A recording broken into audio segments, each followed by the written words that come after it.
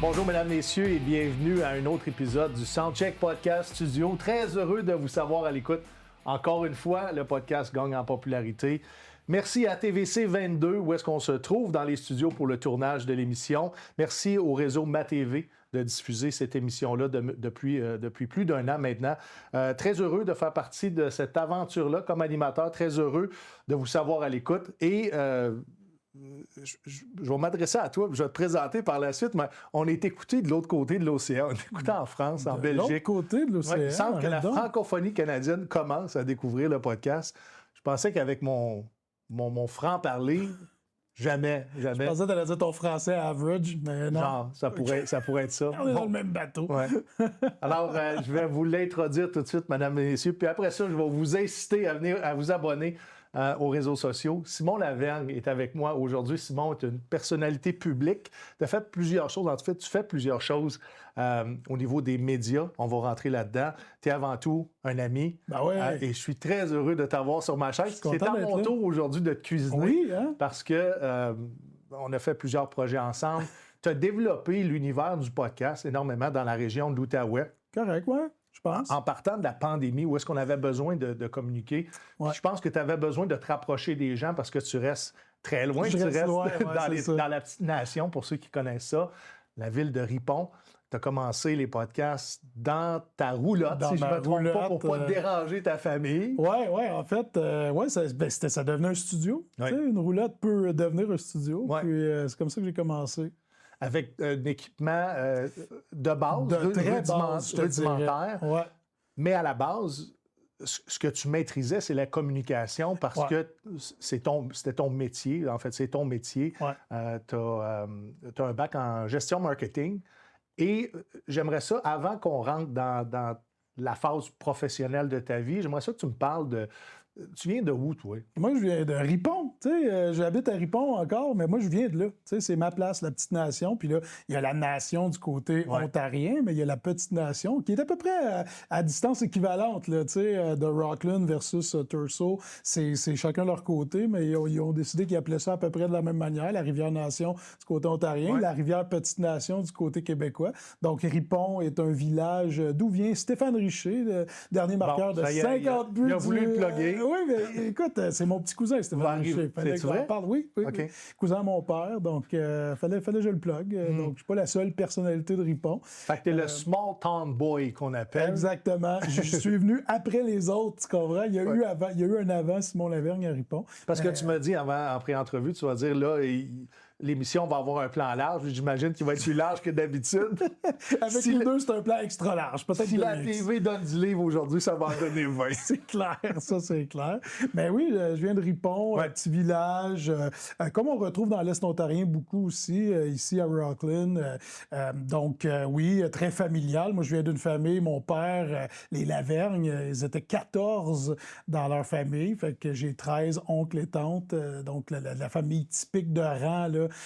Beaucoup d'enfants, tout le monde travaille un petit peu à la business familiale. Mon grand-père avait un moulin à scie, mon père a repris un petit peu avec mes oncles la business familiale. Il a travaillé en excavation toute sa vie. Mes oncles ont travaillé en construction, en développement un petit peu. Fait que la famille Lavergne à Ripon est quand même connue pour l'implication, que ce soit comme bâtisseur ou dans les événements, tout ça. Puis moi, j'ai suivi un petit peu ces traces-là de mon père, mes oncles, l'implication, puis c'est ça, tu sais, les petits Lavergne, parce qu'on l'a pas acquiescé, mais j'ai un frère jumeau, ça, faut le dire. On va en parler de Jean-François, parce que c'est un gros morceau dans ta vie. C'est un autre gros morceau, on est deux à cette shape-là, donc je pense... Mais Jean-François développe un nouveau projet avec toi, un nouveau projet de podcast. Exactement. On va en parler, on va mettre ça sur le côté, mais Jean-François est aussi entraîneur de hockey au niveau professionnel, donc vous avez énormément d'atomes crochus, même si vous n'opérez pas dans les mêmes secteurs. Oui, on a aussi bien des différences parce qu'au-delà, puis on peut en parler quand on parlera de notre podcast, notre projet commun, mais la prémisse de notre projet de podcast, c'est le fait qu'on s'obstine tout le temps sur plein d'affaires, dont les choix d'équipes sportives. On prend souvent pour des équipes rivales, ce qui entraîne un peu la discussion, la chicane, puis etc. Est-ce que tu penses que inconsciemment, c'est volontaire? C'est volontaire à 100%. Justement, c'est clair. De mettre deux choses en opposition. Ouais. Parce que la dynamique entre frères, souvent, ça vient à de l'astinage, Puis moi, je fais de exprès. l'argumentation, de la violence. Mais moi, je fais exprès, Steve, parce que dans ma famille, tout le monde prenait pour le Canadien de Montréal. Puis là, j'inclus ma grand-mère, toute la famille, les oncles, tantes, tout ça. Puis moi, j'ai décidé que j'allais prendre pour les Nordiques. Pour, un, je trouvais que le chandail était beau. Puis deux, pour confronter tout le monde dans la famille. Dans le fond, pour créer des conflits. Exactement. Ou des discussions. Ça, on peut voir ça. Oui, parce que tu es loin d'être un conflictuel. Moi, je t'ai déjà vu être au centre des conflits puis vouloir disparaître en dessous de la table. Tu sais, s'il y a une chose qui est une belle qualité chez vous, c'est la volonté que tout le monde vive en harmonie, vive en paix. Puis moi, c'est ce qui m'a fait tomber en amour avec toi. Puis je vais être très honnête et transparent. Puis encore aujourd'hui, s'il y a un nom qui vient dans ma tête comme une bonne personne dans la vie, Simon Lavergne vient immédiatement. Merci, ouais. Simon, si la famille t'avait pas traîné dans un parcours plus familial, plus régional, c'est quoi tes aspirations comme petit gars? Ça, moi, je vis un peu mon rêve en ce moment parce que je vis très bien de mon boulot comme fonctionnaire. Je travaille en communication au gouvernement, tout ça. Puis, j'ai toujours voulu faire soit des médias, soit faire de la télé, soit faire de la radio parce que je pense pas que j'ai une opinion tranchante sur quoi que ce soit, sauf que j'aime communiquer.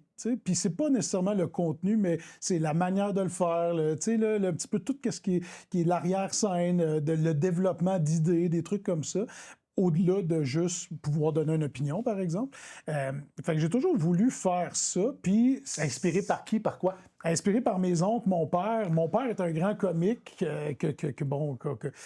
localement, là, dans la communauté ou dans la région d'où est-ce que je viens. Ouais. Mon père est reconnu pour... être un drôle. Un drôle. Un gars qui va au restaurant à tous les matins avec sa gang de chums.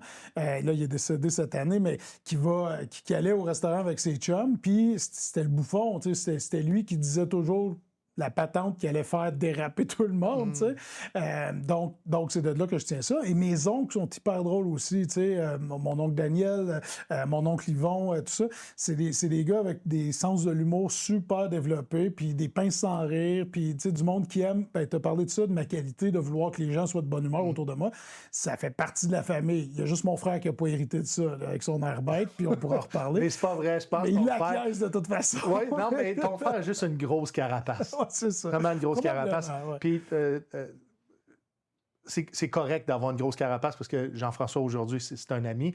Puis je suis capable de voir en arrière de ce cap. Puis si vous êtes capable d'aller au-delà de la carapace d'un être humain, vous allez découvrir des êtres humains extraordinaires. On dit souvent que des gens qui font rire les autres, des fois, ça cache une tristesse intérieure. T'as-tu senti ça, ton père? De mon père, non, beaucoup d'anxiété. Ça cachait peut-être plus le côté... tu sais, quand on parle en public, on fait toujours ressortir ou on essaye toujours de s'exprimer avant qu'il y ait des silences. Tu sais, j'ai senti ça de mon père, tu sais, qu'il avait toujours besoin de parler puis de faire rire parce qu'il était mal à l'aise avec les silences ou l'inconfort des gens autour de lui. Donc, par exemple, de se faire aimer de tous. Il disait tout le temps qu'il s'en sacrait si le monde l'aimait ou pas. Puis ça, c'était complètement faux parce que quand tu veux faire rire, que tu veux que les gens t'aiment, tu veux que les gens t'aiment, tu sais, au-delà de tout, tu sais. Fait que il était comme ça, mon père, beaucoup. Puis c'est ce que j'ai appris de lui, tu sais, comme dans le rire. Pourquoi j'aime faire rire les gens, c'est que j'aime que les gens soient de bonne humeur autour de moi, tu sais. C'est pas, il y a aucune satisfaction personnelle autre que, hey, si le monde rit, ça veut dire qu'ils sont de bonne humeur, qu'ils ont du fun, puis qu'ils passent un bon moment. T'es pas là pour te valoriser, t'es là juste pour créer une ambiance collective. Je me mets pas au devant, moi, tu sais, comme si je parle de moi, c'est parce que je me dis qu'au travers de ce que moi je vais raconter, les gens vont se reconnaître, puis ça va les faire rire, puis ils vont se sentir bien, tu sais. Fait que c'est jamais pour mettre, par exemple, de l'avant. Il n'y a pas tant d'avantages. Je priorise pas un avantage ou un rendu envers moi, quand je suis sur scène, tout ça. Peut-être que je devrais le faire plus souvent, mais qui sait. Encore là, un artiste se développe au fil des années. Oui, mais tu sais, mon père était comme ça. Tu sais, je sentais qu'il voulait que les gens l'aiment, puis tout ça. Puis c'est, tu sais, au travers de ça, ça a découlé sur moi. Puis c'est devenu, je suis devenu cette personne-là beaucoup à cause de mon père, mais j'ai aussi beaucoup de qualités que ma mère elle a. Tu sais, fait que le côté humoristique, ça vient de mon père, mais tout le reste de ma vie, tu sais, l'intérêt vers la communication, l'intérêt vers le travail un petit peu plus sérieux de bureau, tout ça, ça me vient tout de ma mère. Tu sais. Ça, puis ta qualité aussi pour faire de la vaisselle. Oui, Ça vient de ta mère oui, aussi. oui. Il y en a qui vont réagir. Regarde. En plus. J'aime ça, planter une fois de temps en temps comme ça. Ton père faisait quoi dans la vie? Sa compagnie d'excavation toute sa vie. En fait, en 1986, il a acheté sa première pépine. Il était à l'emploi d'une compagnie d'excavation, d'un monsieur qui l'embauchait. Il a acheté sa pépine et est devenu entrepreneur. Ouais. Pourquoi toi, tu as choisi d'être fonctionnaire plutôt qu'entrepreneur? Parce que mon père m'a dit toute sa vie, faites autre chose. Parce que lui, vous savez à quel point c'est difficile de partir une entreprise, de toujours travailler, de ne pas avoir d'heure de début, de fin, tout ça.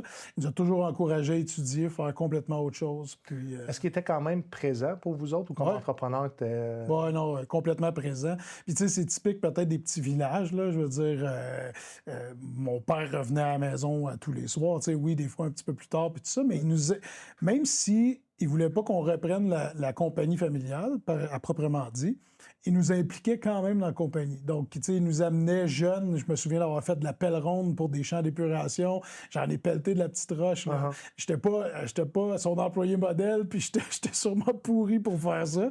D'ailleurs, c'est clair que oui.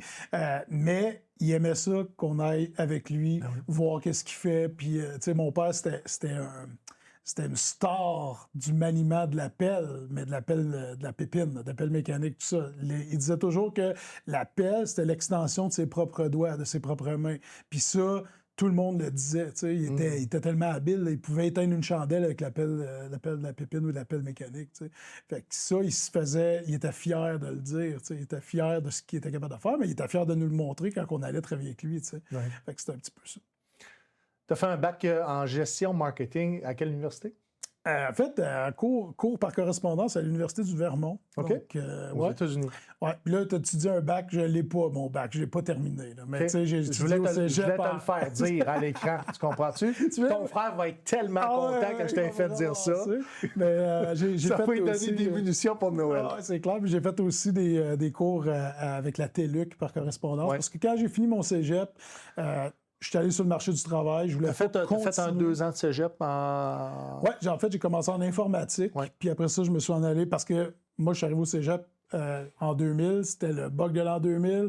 Tout le monde était encouragé à s'en aller là-dedans, en informatique. C'était l'avenir. L'avenir, tout ça. Il n'y avait pas tard. Et j'ai détesté ça. J'ai haï ça du moment que je suis rentré au cégep à faire de l'informatique. J'aimais l'informatique, je m'informais, je pitonnais, puis tout ça. Mais du moment que j'ai commencé à étudier là-dedans, j'ai détesté ça dès le premier jour. D'ailleurs, première session de cégep, j'ai coulé 5 cours sur 7. J'haïssais ça. J'aimais pas ça, j'avais aucun intérêt.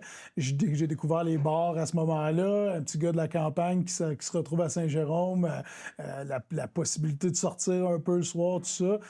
J'ai pas été la fierté de ma famille pendant la première session. Je me suis replacé après, puis j'ai changé de programme, puis c'est là que je me suis en allé en administration, gestion, marketing, tout ça. Puis c'est là que j'ai découvert que j'avais une passion pour la communication, parce que les cours qui m'intéressaient au-delà du marketing, par exemple, et de la publicité, c'était tout ce qui touchait à la communication. T'sais. OK. Le gouvernement arrive quand dans ce choix de carrière-là? En 2005, je viens de finir le cégep, justement, après mon cégep, après avoir complété ma technique administrative, profil gestion marketing. J'ai eu la chance de rentrer au gouvernement Statistique Canada qui embauchait des conseillers en rémunération pour la paye pour payer les employés du recensement. Donc, à chaque cycle de recensement, il engage du monde. Ça prend du monde des contractuels, ressources humaines, etc. Tout ça. Puis, j'ai eu l'occasion de rentrer comme indéterminé à ce moment-là, 2005. Donc, fait que tu ne voulais pas à ce moment-là en faire une carrière? À la fonction publique, tu veux dire? Ben oui et non, pas dans ce domaine-là. T'sais. Après ça, j'ai découvert qu'à la fonction publique, il y avait plusieurs postes, il y avait plusieurs opportunités, il y avait plusieurs trucs qui se tramaient là, mais au départ... Moi aussi, je ne pensais pas que c'était aussi grand département des communications au fédéral? Ben, chaque département a son propre Ouais. département de communication, de ressources humaines, etc. Puis là, au travers de ça, tu te rends compte, il y Tu a as des belles navigué d'un opportunités. contrat à l'autre pour arriver à travailler, entre autres, au CRTC, Oui, exactement. donc qui est le Conseil des radios-télévisions du Canada. Oui, en fait, c'est un concours de circonstances parce que moi, je travaillais en paye et avantages sociaux. OK. Et à un moment donné... puis Ça, c'est avant Phoenix, là. C'est avant Phoenix. Je vais juste te dédouaner de tout c'est ça. autour de 2009, si je ne me trompe pas. Fait que j'avais fait 4-5 ans. Là, Dans ce temps-là, ça justement, en marchait paye. bien. Ça fonctionnait bien, les conseillers étaient bons. Et on a décidé, suite à la fermeture du registre des armes d'épaule au Nouveau-Brunswick, Ouais. je ne sais pas si tu te souviens de cette période-là, Ouais.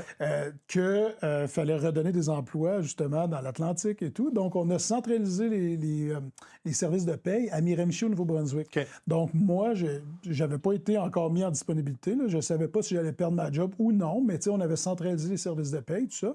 Après ça, ça a été redistribué avec des agents de liaison un petit peu partout dans tous les ministères. Mais avant ça, on avait une incertitude. Fait que moi, c'est là que je me suis dit, je vais aller au-devant de ça, puis je vais appliquer un petit peu partout pour voir c'est quoi ma valeur versus... Parce que, oui, je travaillais en ressources humaines en paye, mais mon background d'études, c'était pas ça tout à fait. Fait que je me suis dit, peut-être que là, j'ai une occasion d'offrir mes services, voir c'est quoi ma valeur comme fonctionnaire, puis tout ça. Puis c'est là que j'ai appliqué sur un poste au CRTC, puis j'ai trouvé mon fit.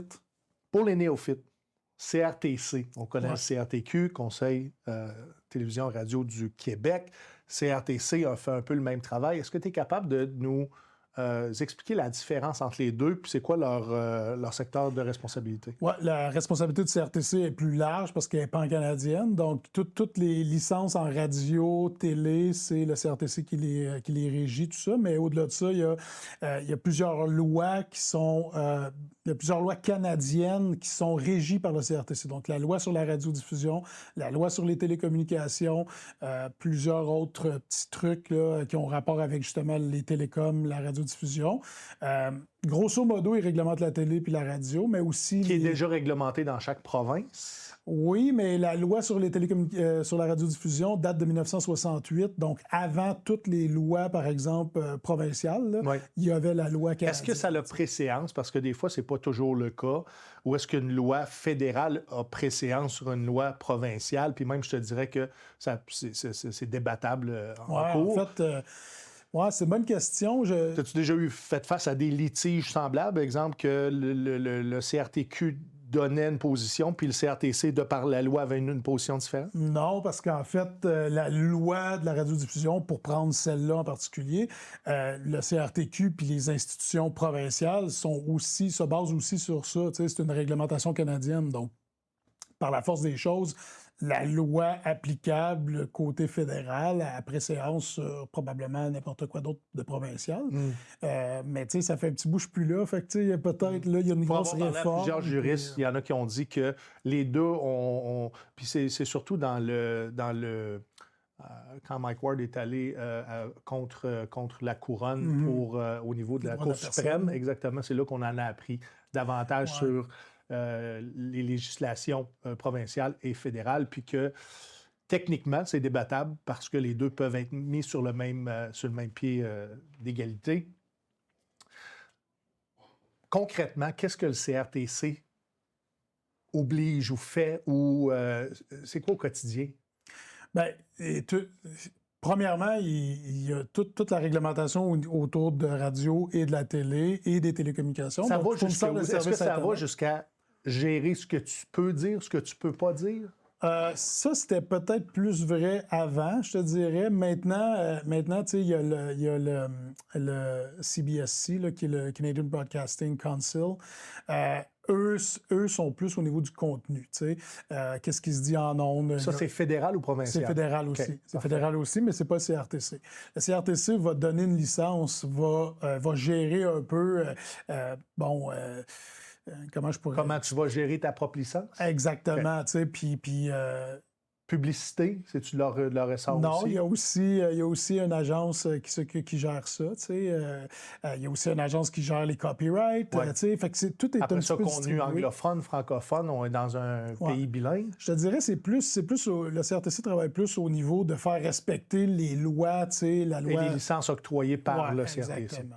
Puis au niveau des télécoms, ben, par exemple, tout ce qui touche le côté plus technique, par exemple, qui peut installer, puis là, je vulgarise, là, c'est plus complexe que ça, mais qui peut installer tel service, qui a l'accès au poteau, qui doit être le pilier, si on veut, qui redistribue après ses services, parce que là, si tout le monde se mettait à mettre un poteau différent, ça serait free for all, il y aurait des poteaux partout, on aurait de l'air des tramways juste pour les services de communication, là, tu sais. Fait que l'accès au poteau, il y a la loi sur Bell Canada aussi qui date de je ne sais pas quelle année. Là, parce qu'ils ont été les pionniers, en fait, pour installer des communications. Exactement. Donc, eux sont encore réglementés, donc ont encore une obligation de servir à quelques endroits. Tu sais, je te donne un exemple, là, puis peut-être que ça a changé depuis le temps, mais la loi sur Bell Canada oblige Bell Canada à connecter une maison à un service de téléphone, par exemple, s'il se trouve à moins de 62 mètres d'une installation existante. OK. Tu sais, on parle, puis là, ça a l'air archaïque là, comme loi, mais ça existe encore. Tu sais, ça existe encore, puis c'est intéressant pour quelqu'un qui se dit « je vais vivre off-grid, mais si je connais la loi, je vais aller me coller sur le poteau, ils n'auront pas le choix de me connecter. » Exactement. C'est très intéressant. Mais tu sais, c'est une règle, une loi parmi tant d'autres. Le CRTC manage un peu tout ça. Tu sais. OK. Ouais. Est-ce que ça t'a vraiment servi, toi, pour faire des communications, de connaître la législation du CRTC? Pas vraiment. Je te dirais que moi, j'avais un intérêt pour le monde de la radio et de la télé. C'est ce qui m'a amené au CRTC, puis c'est ce qui m'a fait travailler là pendant 12 ans parce que j'aimais ce qu'on faisait. J'aimais la nature du travail. J'aimais notre mission qui était d'englober tout ça. J'aimais, par exemple, organiser des audiences publiques où est-ce que les gens pouvaient donner leur point de vue. Par exemple, on a eu une grosse instance publique qui s'appelait Parlons Télé. Donc ça l'a amené la réforme en télévision, le fameux bundle à 25 $ pour les chaînes de télévision de base, par exemple. Puis après ça, on pouvait greffer autour de ça des chaînes spécialisées. Mais ça l'a donné accès au câble à plein de gens qui n'avaient pas les moyens de payer 75$ par mois pour avoir un service de télé, par exemple. T'sais. Parce que la loi canadienne on ne pouvait pas obliger, par exemple, Bell, justement, dans son service de télé, à offrir des petits formats. Fait que ça l'a amené une réforme, ce qui a fait que ça l'a, pour ceux qui voulaient juste avoir Radio-Canada, TVA, les chaînes particulières là, de base, ben là, ça leur offrait ce service-là à un prix qui avait du sens. Comme on avait dans le temps avec l'antenne. Exactement. Même le U nous donnait un canal de plus. Oui, exactement. Est-ce que tu sais c'est quoi la définition du U? Non, pas non plus. C'est UHF, là, mais je ne sais pas ce que ça veut dire. Je ne me souviens plus. Bien, c'est une fréquence. C'est une fréquence. C'est une fréquence. Mais on va s'arrêter là parce que les deux, on est... Non, mais c'est ça la beauté du podcast. Chez nous, le UHF, le U, là, c'était TQS. OK? Ouais. Je me souviens pas. Je me souviens pas. C'est pas le genre d'affaire que je garde dans mon disque dur. Mais je suis loin de... Tu sais, au moment où je travaillais au CRTC, j'ai quitté en 2022. Ouais. Tu sais, moi, j'étais en charge du développement des agents d'information au service à la clientèle. Donc, les plaintes qu'on recevait au CRTC, tout ça, comment les adresser, je formais... Donne-moi un exemple de plainte que tu avais. Ah, de tout type. Ah oui, c'était aussi varié que quelqu'un qui appelait pour dire que son Internet ne fonctionnait pas depuis 3 jours. Okay. Au lieu d'appeler le service provider. Le service provider, oui. Ou il avait appelé le service provider, mais là, le fournisseur de services tardait à offrir un service. Okay. Donc, puis y a-t-il une loi pour les supporter dans un cas comme ça? Ben oui et non. Nous, on faisait souvent...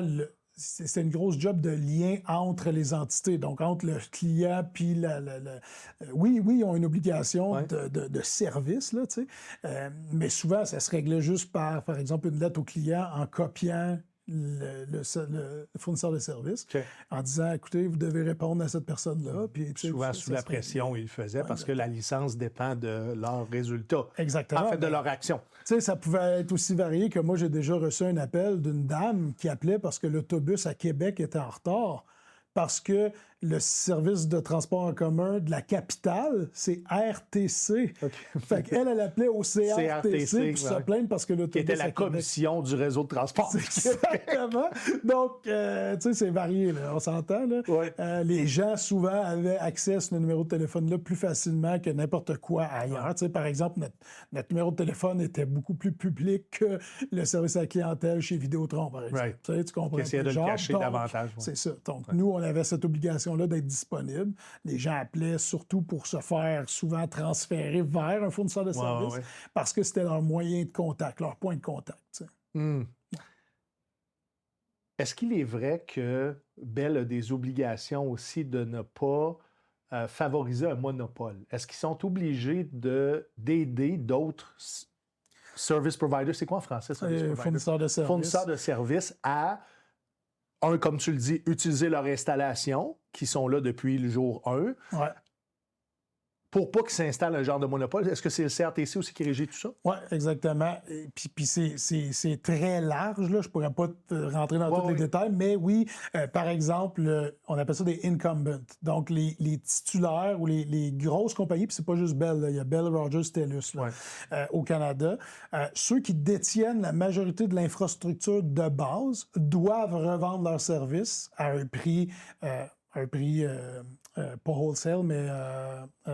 pour qu'ils soient capables de le revendre. Pour qu'il y ait un prix de revente après par les plus petits fournisseurs. Exactement. Avec tout ça pour créer de la compétition. Donc ça, c'est du côté télécom, ça existe. Mais il y a aussi le fait que, par exemple, Bell, Cogeco, etc., au niveau de la radio, ne peuvent pas détenir plus que 2 licences dans un marché de même langue, dans un même marché dans le même langage. Par exemple, 2 stations francophones dans la région de Gatineau-Ottawa, tu peux en détenir seulement 2 licences. T'sais. Fait qu'il y a aussi de la réglementation. Comme Québécois avec 98.5, 99.5. Oui, 98.5, c'est Cogeco. 99.5, c'est Vidéotron. Right, c'est vrai. Ouais. Mais bref... Quelle est la deuxième licence de Québécois? À Montréal. Parce que c'est par région. Oui. OK. Je ne suis pas sûr qu'ils en ont 2. Donc, ils peuvent Ils ne sont pas obligés d'en avoir 2. Là, mais c'est 2 par région, pas 2 pan-canadiennes. C'est ça, exactement. Okay. Par marché. Fait que les marchés sont identifiés souvent, par exemple, Gatineau, Ottawa va être un marché. Ouais. Donc, par exemple, Bell Media a Rouge FM, Énergie. Bon, bien, c'est dans le marché francophone, ils ont 2 stations. Pour en faire la demande d'une 3e, devrait passer par une audience publique, etc., pour faire l'acquisition d'une nouvelle fréquence. Tout ça. Fait qu'il y a de la réglementation de ce type-là qui empêche un monopole dans un marché précis. Qu'est-ce qui va arriver, justement, avec ce virage numérique-là, télé, radio? C'est pas un échec. On voit un changement qui s'opère. Ils vont devoir s'ajuster parce que à un moment donné, il va falloir gérer le numérique aussi. Je pense qu'on s'en va tranquillement vers là. Est-ce que ça faisait partie des pourparlers quand tu étais à l'emploi du CRTC, la volonté ça commençait, là, tu sais. Là, depuis mon départ, il y a eu des audiences publiques au niveau de, justement, qu'est-ce qui se passe sur le numérique. D'ailleurs... Est-ce qu'on avait la volonté de vouloir gérer le numérique? Ben, on pensait encore sauver la télé puis la radio? Pas le gérer, je te dirais, mais plus l'encadrer pour que les entreprises canadiennes y trouvent leur compte. Parce que le ceux qui web... payent des taxes. Ben, pas dans les compagnies canadiennes, du côté corporate. Ouais. Mais tu sais, le web étant gros worldwide là, à un moment donné, c'est plus de gérer l'intérêt canadien plutôt que de vouloir à tout prix réglementer l'Internet, parce que l'Internet, on s'entend, c'est très difficile à réglementer. Mais par exemple... Il faudrait avoir la gestion du World Wide Web. Exactement. Ce qui est impossible à avoir. Mais tu sais, ça s'est fait parce que, si tu te souviens, puis c'est encore le cas, certaines stations de radio qui diffusent de l'information ont été bloquées par Facebook parce que le CRTC demandait à Facebook soit de rémunérer la nouvelle, OK, parce que ça existe aussi. Le CRTC s'implique là-dedans. La rémunération des nouvelles locales et régionales, donc qu'est-ce qui se passe au Canada, tout ça, que l'information soit réglementée au niveau de qu'est-ce qui est rémunéré et non. Là, fait que ça, c'est un parmi tant d'autres, mais moi, j'avais déjà quitté à ce moment-là. Ouais. Cette loi-là, est-ce que ça a été une loi qui découle des fonctionnaires ou c'est vraiment au niveau de la politique et vous avez fait appliquer?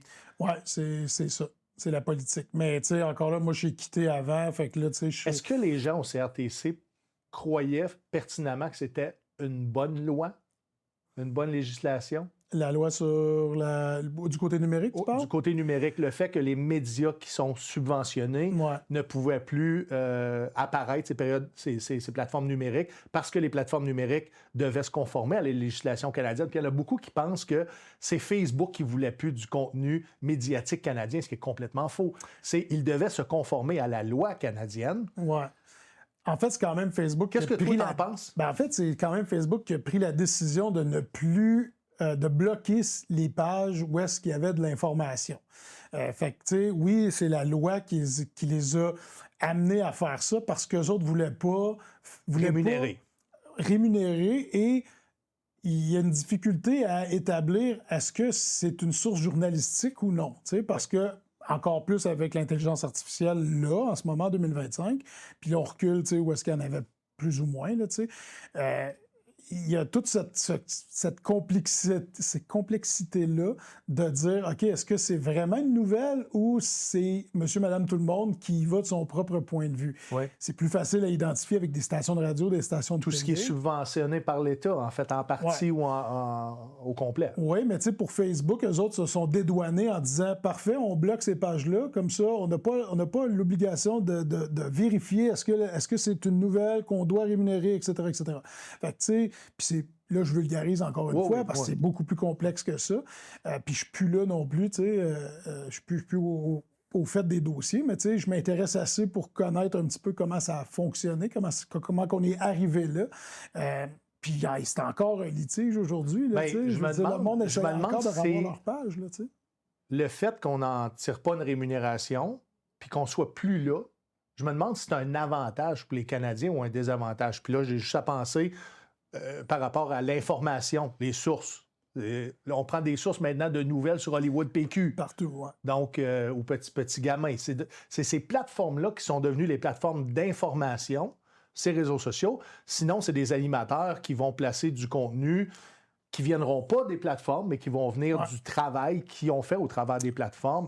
Moi, je pense que, ça nuit énormément au développement des artistes, parce que les artistes, souvent, vont commencer comme nous, on a fait, en radio communautaire, en télé communautaire. C'est pas possible de monter ton travail puis d'être propulsé ou d'être sélectionné par un employeur pour te donner, justement, un emploi dans le domaine privé, que ce soit en radio ou en télévision.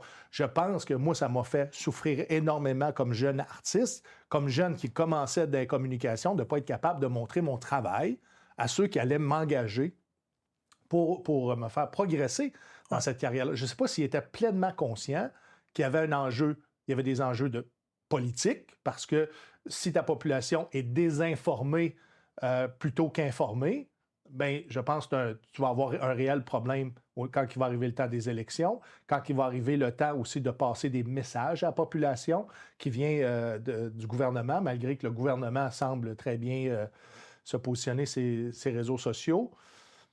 Puis en même temps, s'il n'y a pas personne pour faire la contrepartie du politique, sa plateforme numérique, ça lui donne aussi pleine... ça lui donne pas d'ombre à la communication qu'ils veulent en faire. Je suis pas sûr que c'est ça qu'ils voulaient exactement. Tu sais, je pense qu'ils voulaient que... Forcer la main. Forcer la main à Facebook. Puis là, on parle de Facebook, mais c'est pas juste Facebook. Non. Là, il y a eu un règlement avec Google, entre autres. Oui, Google, c'est ça. 1 demi-milliard. Ça s'est réglé comme ça. Sauf que Google, c'est pas des pages. Tu sais, le fonctionnement est un petit peu différent, donc c'est un petit peu plus compliqué. Je pense pas que le but, c'était justement de faire fermer le contenu ou de rendre moins accessible le contenu. C'était plus que... Si on veut du contenu de qualité, il faut que ces gens-là soient rémunérés. Fait que la façon... Puis je suis d'accord la place avec le principe. Plus facile d'accès, c'est les médias sociaux. Donc, c'était probablement ça le but. Là, aujourd'hui, le fait que c'est pas encore réglé, je pense que ça, c'est une surprise peut-être justement pour l'institution canadienne, puis la réglementation en tant que telle. Donc, on pense qu'avec le temps, le statu quo va les faire flancher encore? Ben, probablement. Quand je pense que... La réglementation ne changera pas. T'sais, on a dit la nouvelle locale ou la source journalistique doit être rémunérée. Ça, on est pas mal tous d'accord là-dessus que, par exemple, le travail de journaliste, le travail de terrain, d'éplucher les dossiers, de vérification de sources, ça doit être rémunéré. Puis oui, le fondement est bon, mais du côté de Facebook qui n'ont pas nécessairement de réglementation les empêchant de bloquer du contenu pour ne pas être obligés de rémunérer, ben tu sais, c'est ça. Mais si on souffre d'une législation semblable, il est possible de faire marche arrière. Il est possible de dire, regarde, on a essayé de mettre de la pression, là, on pensait que notre contenu était vraiment indispensable aux plateformes numériques. C'est pas le cas. Ouais. On peut-tu faire marche arrière? On peut-tu regarder pour un autre, peut-être, moyen de pression ou d'être plus flexible dans notre négociation? Mais je pense qu'il y a quelque chose, il y a quelqu'un qui doit dire, clairement, ça ne fonctionne pas. À moins que les joueurs de l'industrie soient satisfaits parce qu'ils ont vu dans leur infolette ou dans leur plateforme numérique personnelle, leur www, une affluence de masse. Et là, c'est plus payant que s'ils étaient sur le numérique. Je ne connais pas les résultats, les impacts positifs de ce côté-là. Je vois beaucoup d'impacts négatifs. Je pense que aussi comme pays, de ne pas être ces plateformes numériques, et c'est l'avenir, je pense qu'on fait mal aussi au Canada dans sa représentation à l'international parce que s'il s'informe sur les réseaux sociaux, bien, c'est petit gamin qui va être le média traditionnel du Canada. Sauf qu'on s'est tourné du côté des médias vers d'autres plateformes, tu sais. Donne-moi un exemple. Ben, par exemple, tout le monde a son compte TikTok maintenant. Oui. Puis sur TikTok, il n'y a pas de contenu bloqué. Donc, de ce côté-là, ça fonctionne bien. Puis je te dis pas qu'on devrait tout aller sur TikTok. Moi, je suis la génération facebookienne. Pourquoi la législation ne s'applique pas à TikTok? Elle s'applique. C'est juste que TikTok n'a pas... c'est Facebook qui a décidé de bloquer le contenu des sources d'information. Ils ont décidé d'être compliant plutôt que d'être comme TikTok. Probablement. Puis encore là, je sais pas, peut-être que TikTok rémunère aussi la nouvelle, là, tu sais, je sais pas. Là. Okay. Je connais pas les... J'ai pas vu grand nouvelle sur TikTok à part Rebel News. qui... Non, mais tu sais, les diffuseurs canadiens ont aussi des plateformes, des comptes sur TikTok. Radio-Canada, TVA en a probablement aussi. Là. Moi, je suis pas TikTok tant que ça. Je suis de la vieille garde. Là, encore, ça dépend de ton algorithme. Ben, c'est ça, tu vois pas après moi, tu verrais du sport et du golf dans ton cas. Un peu pas mal, ouais, c'est ça. Mais tu comprends mon point, c'est que les gens, Facebook est quand même un vieux média social pour les gens de notre génération à nous autres. C'est un incontournable, je pense, pour les jeunes un grand pourcentage de la population. Les jeunes, c'est pas le compte qu'ils vont se créer en premier de nos jours. Ils vont se créer un TikTok ou un Instagram avant d'avoir un Facebook. Fait que il y a tout ce modèle-là qui change aussi. Là, Mais les plateformes numériques sont là pour rester. Oh, définitivement. J'imagine on va voir une réforme du CRTC éventuellement. Il ne semble pas très pressé non plus à en parler. On semble vivre très bien dans le statu quo, à moins que tu me dises qu'il y a des choses extraordinaires qui se préparent. Je ne suis plus dans le secret, là, parce que je travaille plus là. Même au niveau des podcasts, moi puis toi, on est dans cet univers-là, toi plus longtemps que moi.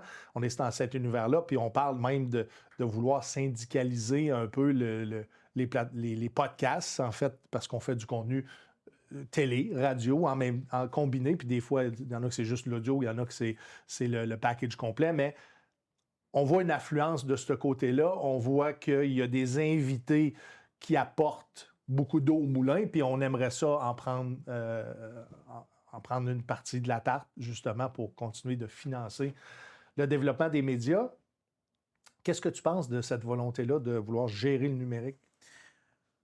Le numérique s'est créé parce que, justement, comme alternative. Beaucoup. Comme alternative, parce qu'on avait beaucoup plus de flexibilité. Oui. On n'avait pas à payer les syndicats pour de la production.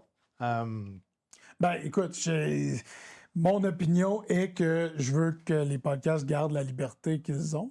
J'en fais du podcast, je suis content d'avoir cette liberté-là, de pouvoir un petit peu gérer mes propres trucs, etc. Puis je pense que ça serait vraiment difficile de mettre tout ça dans le même panier pour réglementer au même titre, par exemple, que les émissions de télé, etc. Par contre, les émissions de télé font autant de podcasts maintenant, puis même les radios vont avoir leurs propres émissions, leurs propres podcasts qu'ils vont mettre en source sur leur site web, tout ça pour amener de l'affluence, amener du contenu particulier pour amener du monde sur leur site web, tout ça. Fait que c'est utilisé comme un article promotionnel maintenant, le podcast. Mais définitivement que je veux veux pas qu'il y ait tant de réglementations qui se mettent là-dedans, dans le sens qu'il y a une belle liberté. Encore là, ça ferait mal aux petits créateurs de contenu. Exact. Exemple, si on est obligé de rémunérer, selon l'Union des artistes, puis là, je parle du Québec, un invité sur mon plateau, il faut que je te donne 272,50 aujourd'hui, bien, ça fait en sorte que si je ne fais pas d'argent avec ça, je suis à perte. Est-ce que je vais continuer à faire de la création de contenu à perte? Non. Le minimum, tu vas arriver even, puis tu vas espérer que ta plateforme te propulse vers autre chose pour amener d'eau au moulin. Écoute, je compare ça à... Moi, j'arbitre au hockey. J'ai arbitré longtemps au hockey. Là, on parle que les arbitres pourraient avoir des T4, par exemple, puis devoir être imposés sur le montant qui est déjà minuscule pour l'arbitrage. OK? Il manque d'arbitres dans le hockey. On avait ça au basketball. Ben, c'est un fléau qui est dans tous les sports, là, je te dirais. Trouver des officiels, c'est jamais facile. Il y a un taux de roulement, il y a de la formation, il y a beaucoup de frais d'impliquer à ça parce que tu perds du monde d'année en année, tout ça. C'est pas un job facile parce que ça prend tout un caractère pour faire ça.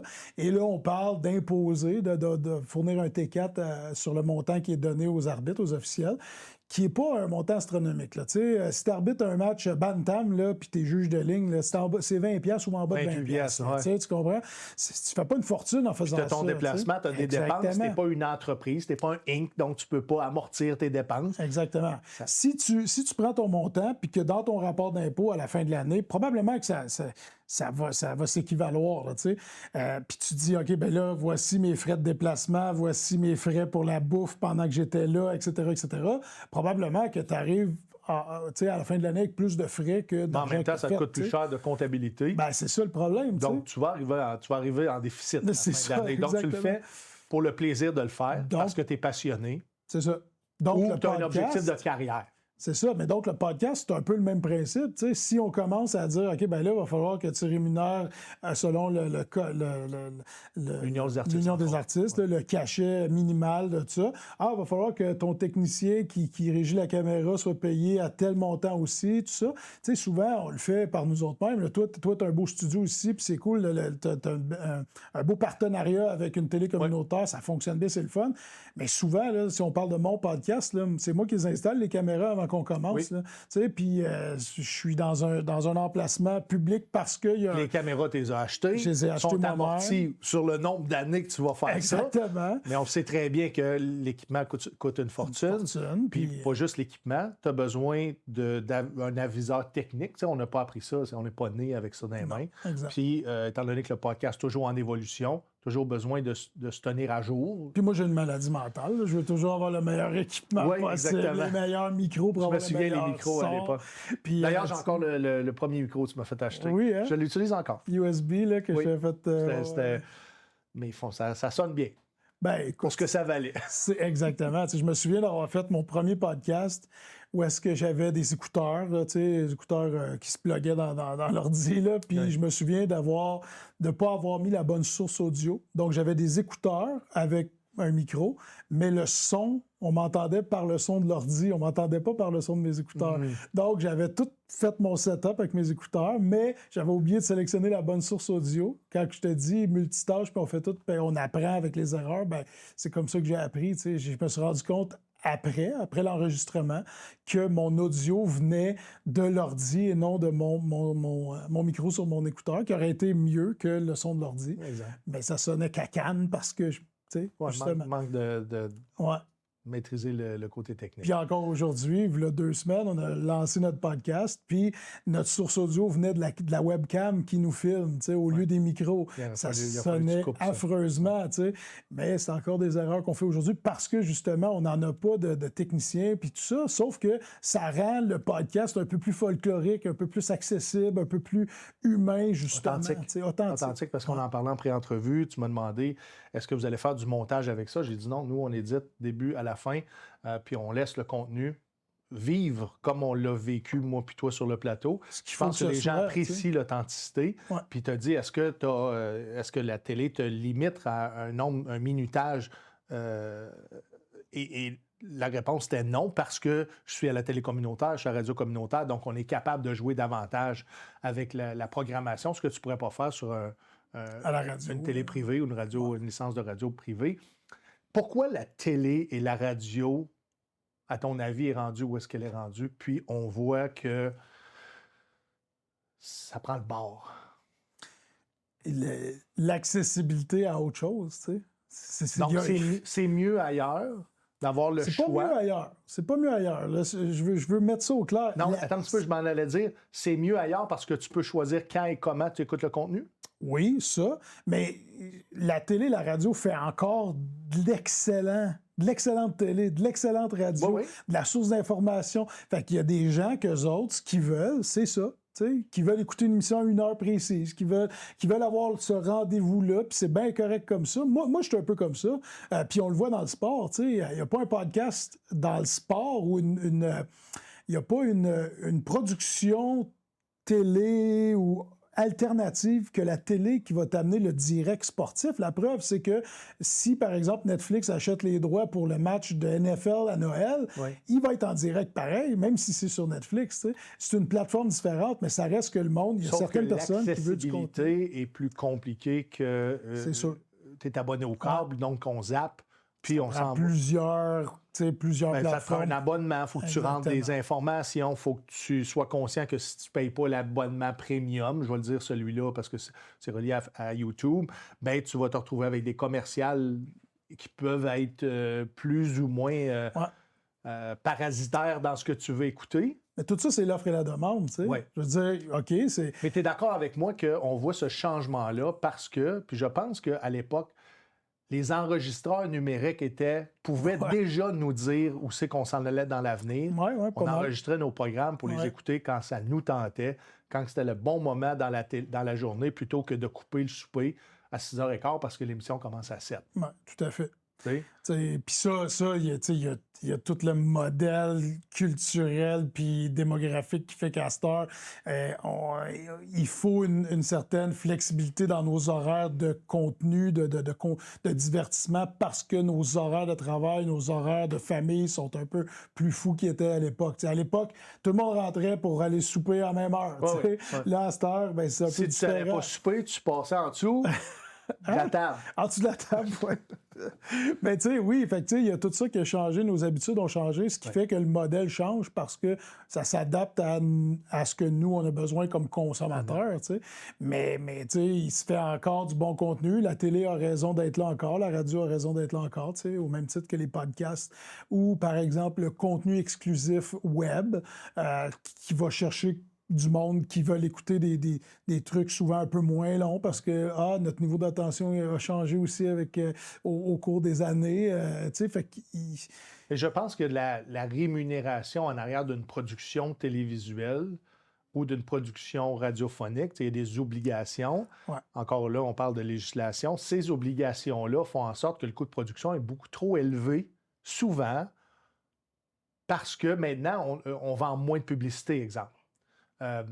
Donc, je pense que le numérique va offrir aussi la possibilité à beaucoup de réalisateurs, producteurs, de démarrer en étant que le budget, d'être capable de démarrer sans que le budget vienne d'une subvention quelconque. Bien, ça va faire changer le modèle par lui-même, de façon naturelle, parce que justement, si ça coûte trop cher faire de la télé puis de la radio à un certain moment donné, c'est sûr que le modèle va devoir changer parce que les alternatives vont être devenues plus fortes que le traditionnel. Fait que c'est sûr qu'il va y avoir un changement. Puis ça a déjà commencé parce que là, ils sont en réforme de la loi sur la radiodiffusion qui va amener sûrement des changements de ce côté-là. Donne-moi un exemple de changement qui est anticipé. Honnêtement, j'en ai aucune idée parce que je me tiens moins au courant que dans le temps, là, ça, c'est certain. Mais il y a des politiques qui s'en viennent pour réformer. Possiblement, oui, parce que justement, c'était en audience publique. Là, je me souviens qu'il n'y a pas de décision en tant que telle qui est sortie de ça, mais il y a eu quand même une consultation. C'est des audiences publiques. Oui, exactement. Je pense qu'il faut en discuter. Je pense qu'il faut regarder définitivement. Dans l'avenir. Premièrement, il y a énormément d'emplois, des gens qui ont nourri leur famille, qui ont élevé leur famille avec ce modèle-là. Le modèle semble vouloir changer. Il faut quand même protéger ces emplois-là ou sinon trouver une façon de, peut-être par attrition, éventuellement, comme on fait au gouvernement, de justement être capable de continuer à nourrir ceux qui ont été dans ce modèle-là. Je suis pas mal moins au courant que j'étais dans le temps. Je comprends, mais on a une discussion ouverte par rapport à... C'est ça. Mais je pense que je pense que Comme jeunes artistes. ça va subsister. Tu sais, il va avoir encore de la télé, elle va probablement être faite de manière différente. On va sûrement retrouver, puis Tout.tv le fait, là, on va sûrement retrouver beaucoup plus de contenu qui va avoir d'abord passé par le web avant de se retrouver à la télé. Ouais. Puis ça, il y a plusieurs raisons à ça. Premièrement, d'avoir une deuxième vie à un projet, donc le double d'entrée d'argent pour quelque chose qu'on a fait une fois. Puis ça fait bien du sens là, quand tu y penses. Qu'est-ce que tu penses de payer une deuxième fois pour le contenu sur Tout.tv? L'extra, tu parles? Là, je parle de Tout.tv, ça pourrait être n'importe quelle autre plateforme 100% subventionnée par l'État, ou du moins en partie parce qu'il y a des commanditaires, mais ça ne représente pas un grand pourcentage du chiffre d'affaires. Comme payeur de taxes, moi, d'accéder au contenu de Radio-Canada puis de payer une plateforme spécialisée, ça me fait chier. Ça fait chier bien du monde, sauf que je vais t'expliquer quelque chose, mon Steve, c'est que... Tu vas me dire qu'il faut être compétitif? Non. La télé d'État et la radio d'État, c'est Radio-Canada première chaîne et Radio-Canada première chaîne. Ouais. Donc, dans la réglementation canadienne, ceux qui ont l'obligation du contenu, etc., c'est la première chaîne, que ce soit radio ou télé. Ça, c'est la télé d'État. Celle-là est réglementée. Là, tu veux-tu me dire qu'il y a une entité privée à l'intérieur de Radio-Canada? Bien, pas privée, elle demeure publique malgré tout, sauf subventionnée. Elle a une réglementation différente de la première chaîne, par exemple. T'sais. Fait que oui, ça frustre bien du monde, mais j'ai répété ça tellement souvent dans mes années au CRTC en réponse. Puis c'est pas la réponse parfaite, là. Ton opinion est bonne, là. Ton opinion est bonne de dire oui, il y a du financement public qui va vers ça. Je me dis comment ça nous coûterait de plus collectivement pour pas avoir à payer ça, justement, au lieu de... Moi, je veux pas aller ces plateformes spécialisées, exemple de d'autres compétiteurs. Moi, Radio-Canada, je le paye. Donc, moi, le consommer, combien il faut que je donne pour consommer tout? À un moment donné, ça finit plus de vouloir aller chercher de l'argent pour faire de la création de contenu, pour être capable de soutenir la machine, qui est déjà très bien soutenue par l'État. Tout à fait. Ma montée de lait est finie. Mais eux fait que je refuse de payer pour Tout.tv à cause de cette gymnastique-là. Ouais.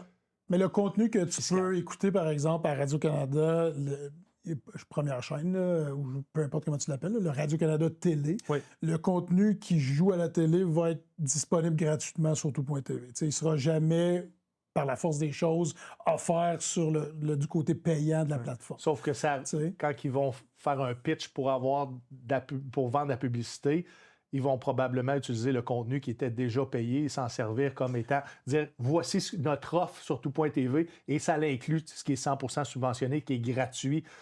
Je sais pas, je parle au travers de mon chapeau. Ça va peut-être entraîner une réforme du financement aussi de la chaîne d'État. Je veux dire, le budget de Radio-Canada augmente pas. Là, je veux dire, je pense que les gens sont conscients de la négociation, tout ça, c'est fait consciemment. S'ils ont une source de financement externe, sur le long terme, peut-être que ça va faire que le financement va être réformé aussi. Puis là, on jase. J'ai aucune information là-dessus, mais... Là, j'en ai d'autres questions. Je continue.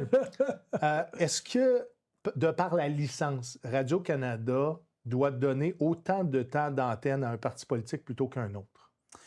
Je crois que c'est l'équivalence, là, au niveau, par exemple, des débats qui sont organisés, puis tout ça, là. Par contre, un agent officiel de parti politique peut acheter de la pub comme il veut.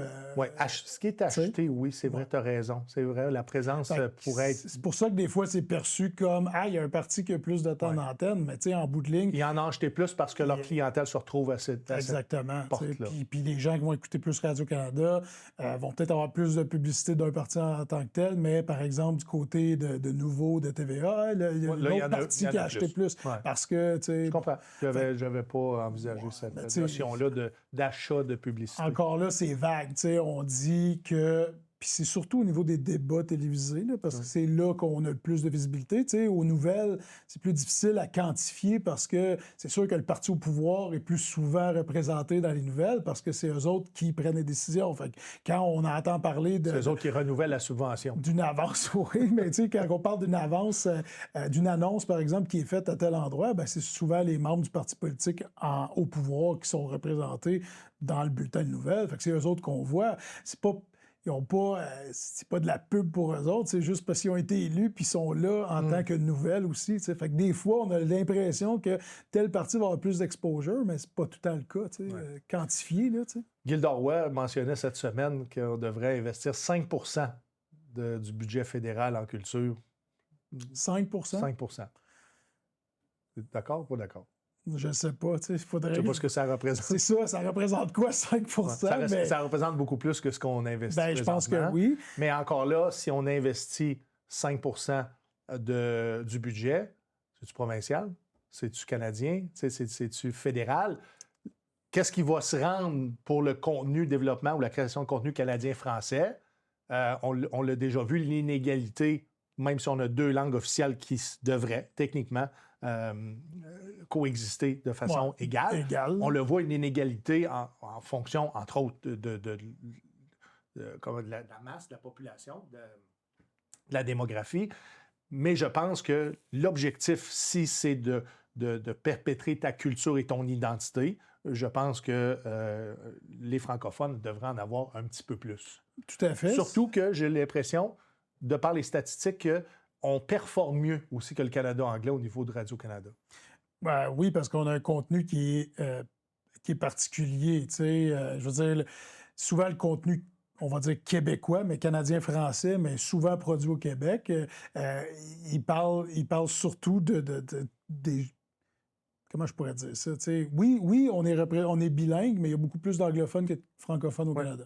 Fait qu'en bout de ligne, le contenu qui est fabriqué ou qui est fait pour les francophones est très spécifique à une culture en particulier, plutôt que le contenu souvent anglo-canadien et peut se perdre dans la masse américaine, tu comprends un peu, là, anglophone à large. Comme nous, on peut aussi cibler la francophonie à travers le monde, la France, entre autres. Oui, mais on est particulier dans la manière qu'on s'exprime, puis les gens qui aiment le contenu franco-canadien ou québécois là, dans la façon de s'exprimer, franco-ontarien, tout ça, ne retrouve pas nécessairement son identité dans ce qui se fait en Europe, qui est dans la même langue, mais il y a une différence de culture beaucoup.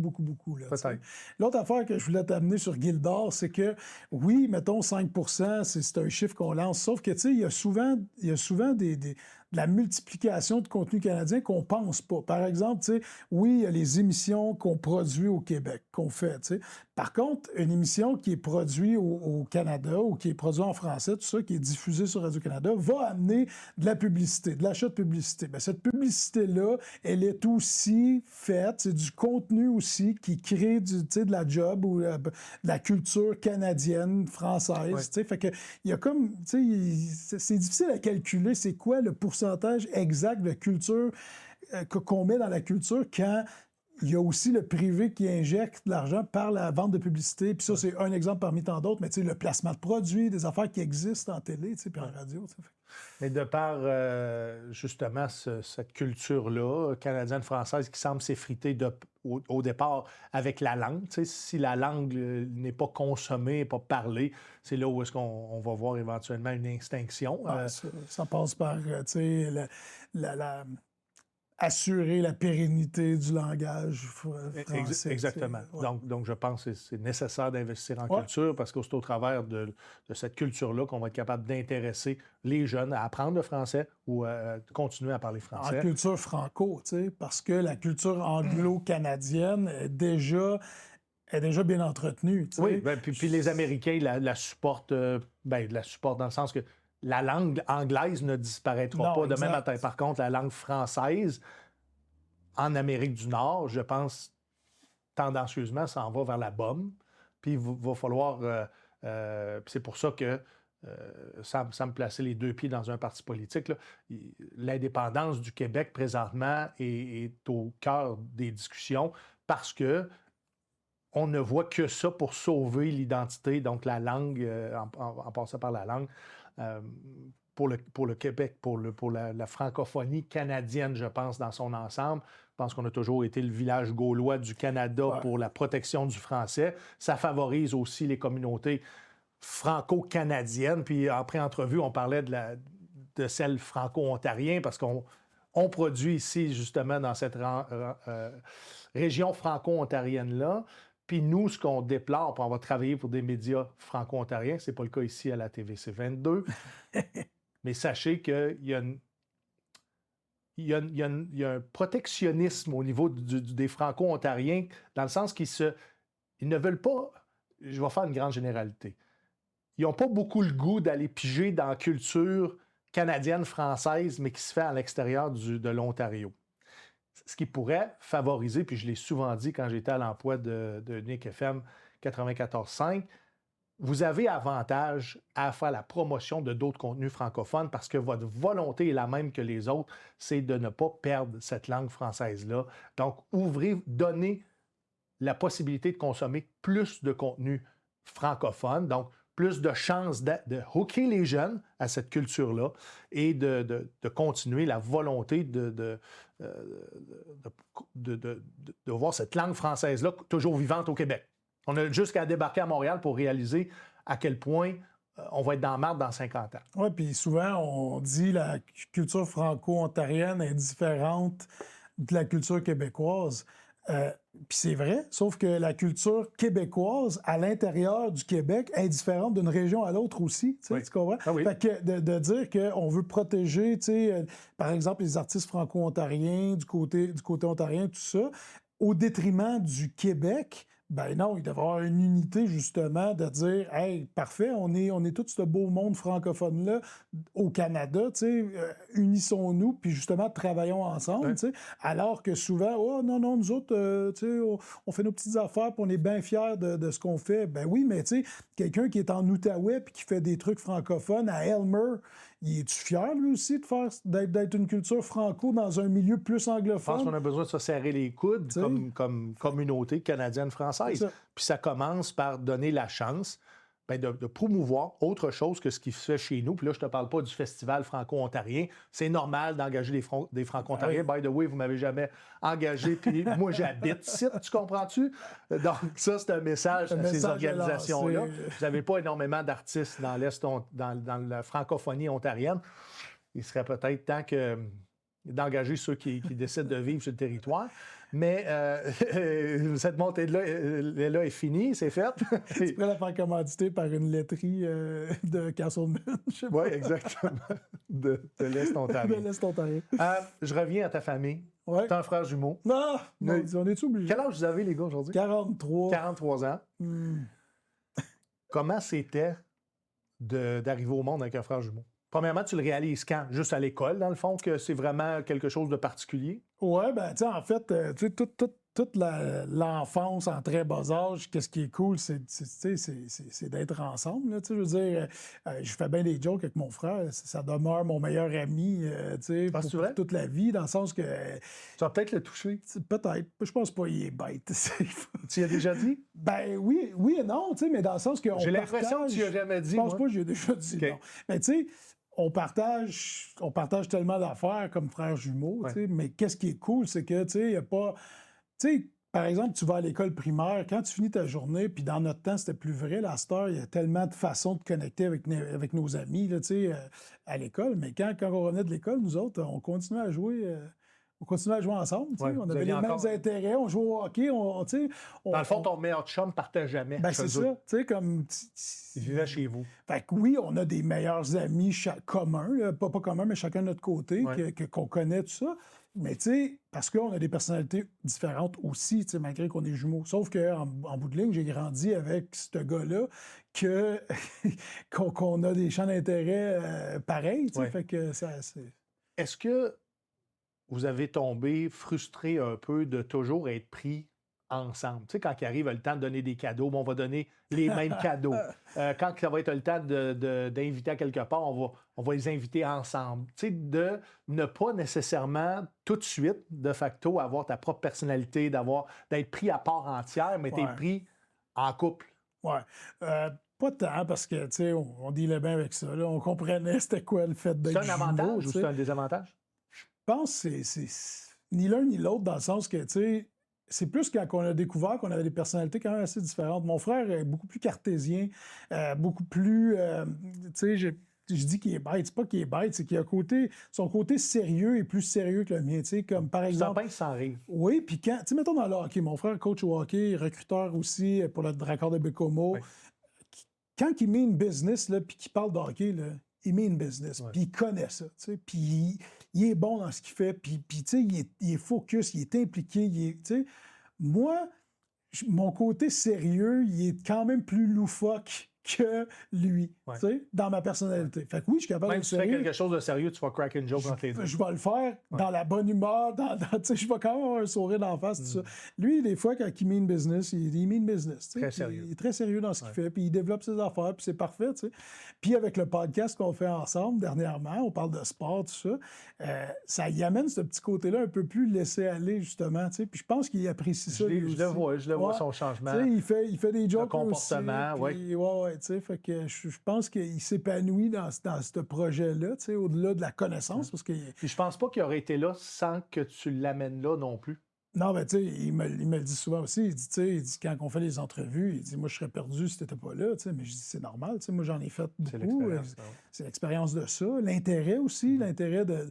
Tu sais, puis là, on fait une entrevue ensemble, tu relances la discussion, tout ça. Ça, c'est un mécanisme qui se développe, là, tu sais. Avec deux animateurs, c'est facile à faire. Ben oui, mais tu sais, je suis sûr que quand tu as commencé, peu importe ça aurait été qui ton invité, le relancement de la discussion, tout ça, parce que j'ai dit quelque chose qui t'a accroché vers quelque chose, commencé, ça vient pas naturellement, tu sais. J'étais tellement trop préparé. Tu suivais le pacing. Ben oui, puis quand tu es préparé, tu te dis, OK, ben je veux placer tout ça, mais il y a pas moins de fluidité, surtout quand tu commences, que si tu bloques pas la discussion parce que tu as un autre point à plugger. Parce que si tu as une bonne discussion, exploite ta discussion, puis après ça, on ira voir si on a du temps pour les autres points. Puis sinon, ça serait un autre rendez-vous. Puis c'est la beauté du podcast. C'est comme tu peux t'asseoir 50 heures avec quelqu'un puis jaser. Puis il va toujours avoir quelqu'un intéressé à ce qu'on va dire. Ah, tout à fait, tout à fait. Mais donc, mon frère, c'était pas un curse, c'était vraiment positif. Oui, c'était tout à fait positif. Pour les deux, ton frère, tu as vécu ça la même chose? Je pense que oui, tu sais, tu l'inviteras, mais... Non, parce qu'il y a une petite berbête. Mais tu sais, je pense que oui, je pense que c'est un peu comme moi, tu sais, oui, il y a des journées que tu fais comme « Ah ouais, c'est plate en tabarouette de recevoir le même cadeau de Noël, tu sais, parce que là, ton frère le déballe plus vite que toi, tu fais comme « OK, ouais, c'est ça. » Je m'attends à avoir ça dans la boîte de même grosseur, tu sais, tu comprends? Fait que oui, d'être habillé pareil, tu sais. Vous avez des intérêts communs, mais vous avez aussi des intérêts séparés, ce qui fait que quand tu offres un cadeau commun, il est possible que ça plaise plus à un qu'à l'autre. C'est ça que si j'avais été jumeau, j'aurais probablement tué mon jumeau. Mais mes parents étaient bons aussi là-dedans, tu sais, comme souvent, tu sais, je te donne un exemple, une année à Noël, on a reçu chacun, c'était dans les premières années, c'était l'année que les Sharks de San Jose sont arrivés dans la Ligue nationale, 91. C'était beau, ce logo-là. 91, c'était 92. Beau jersey. Très beau Pat jersey. Fallow, numéro 17. Pat Fallow. Tout le monde l'a eu. Fait que nous, on aimait justement le teal, la couleur des Sharks, c'était cool à ce moment-là, tout ça. Fait que mes parents, ils ont fait faire des chandails des Sharks, mais moi, j'ai eu un teal, puis mon frère a eu le blanc, avec nos noms puis nos numéros en arrière, tout ça. Mais on avait quand même, tu sais, ils nous ont pas donné la même couleur. Ouais. Fait qu'ils ont quand même, tu sais, essayé que ce soit différent. La couleur? Moi, j'ai eu le teal, puis mon frère a eu le blanc. Ah. Tu vois, j'aurais voulu le bleu. Ben, c'est pour ça, moi, tu sais, en tout cas. Fait que c'est un exemple bien anodin, mais mes parents essayaient quand même que les choses soient différentes. T'sais. Oui, souvent, ils nous habillaient pareil, mais de couleurs différentes. Je me souviens une photo d'école où est-ce que, moi, j'étais en bleu, mon frère était en jaune, mais c'est exactement le même chandail, tu comprends? Ouais. Fait que c'est pour ça qu'aujourd'hui, vous forcez pour ne pas être habillé pareil. Ben, souvent, l'autre jour... sa casquette des Bears. Ouais, mais tu sais, l'autre jour, on a fait le podcast, quand t'es arrivé, j'étais habillé à peu près comme ça, casquette rouge, chandail noir, pantalon bleu, mon frère était habillé exactement exactement de la même manière. Puis on a fait comme, OK, mais tu sais, C'est ça, être jumeau. qu'est-ce que tu C'est ça, veux? être tu sais? jumeau. Le décès de ton père, c'est récent. Oui, Mes au mois de sympathies. septembre, merci. Comment ça a été pour toi vivre ça? Ça a été super difficile, tu sais, puis La maladie, le diagnostic est tombé quand? très tard, malheureusement, puis c'est ce qui a fait qu'il n'a pas eu de chance de s'en sortir. Mon Ouais. père avait un cancer stade 4 de la vésicule biliaire, mais avec des métastases un peu partout. Foie, vessie. Fait qu'il n'y avait aucune chance, malheureusement, de s'en sortir. C'était quoi l'espérance de vie quand vous avez appris? 3 mois. Fait que ça donne pas grand temps. Il y a eu l'aide médicale à mourir parce que c'était sa demande, c'était son choix. Lui, Comment il tu as voulait pas trouvé le souffrir. processus? J'ai trouvé ça parfait. J'ai trouvé ça parfait, mais difficile à vivre. Tu sais. Je veux dire, qui peut dire qu'il n'est pas affecté quand il assiste à ça? Ouais. Tu sais, assister des fois, les gens vont mourir. On est pris par surprise de l'apprendre. Ça nous fait mal. Sauf que ça s'apaise. Tu sais. Pour le restant de ma vie, je vais avoir l'image de ça. Tu sais. Je vais avoir assisté, mais j'ai assisté. J'y ai assisté en connaissance de cause, puis avec le désir d'être là, tu sais, puis de soutenir ma mère surtout, tu sais. Mais, mais ouais, c'est particulier, mais c'est parfait. Est-ce que tu aurais souhaité que ton père choisisse une mort naturelle? Non. Non, parce que c'était son choix à lui. Tu sais. Ouais. Puis mon père, avec son franc-parler de toujours, il a dit, dis-moi, non, je veux pas souffrir. Là, Ouais. tu sais. Puis je veux pas que vous me voyez souffrir. Ouais. Malheureusement, on l'a vu souffrir parce que la maladie a fait qu'il a dépéri très, très s'en allait rapidement. Tu sais, puis ça aurait pas été tellement plus long, mais ça aurait été plus douloureux pour lui. Fait que, tu sais, l'aide médicale à mourir, dans son cas, c'était la situation parfaite, tu sais, parce qu'il n'allait pas s'en sortir. Là.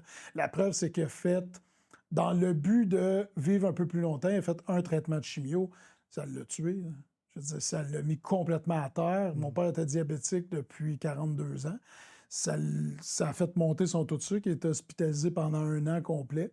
Fait qu'il a perdu Pas de la un an, une qualité de semaine vie complète. au détriment de peut-être un mois de plus. Exactement. Ouais. Tu sais. Ok. Fait que ça l'a.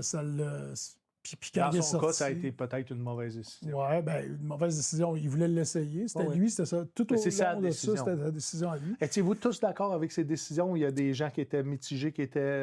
Ben, la chimio, je pense que, tu sais, on était d'accord au moment, mais après, tu fais comme, OK, mais avoir su, tu sais. Ouais, c'est ça. Fait que dans l'inconnu de la situation que ça allait créer, on était d'accord, mais tu sais, si on avait su, puis personne ne pouvait le savoir, parce que c'est pas tout le monde qui réagit pareil à de la chimio, là, Ouais. puis ça, c'était important de comprendre ça. Surtout, là. c'est de la chimio pour Prolonger.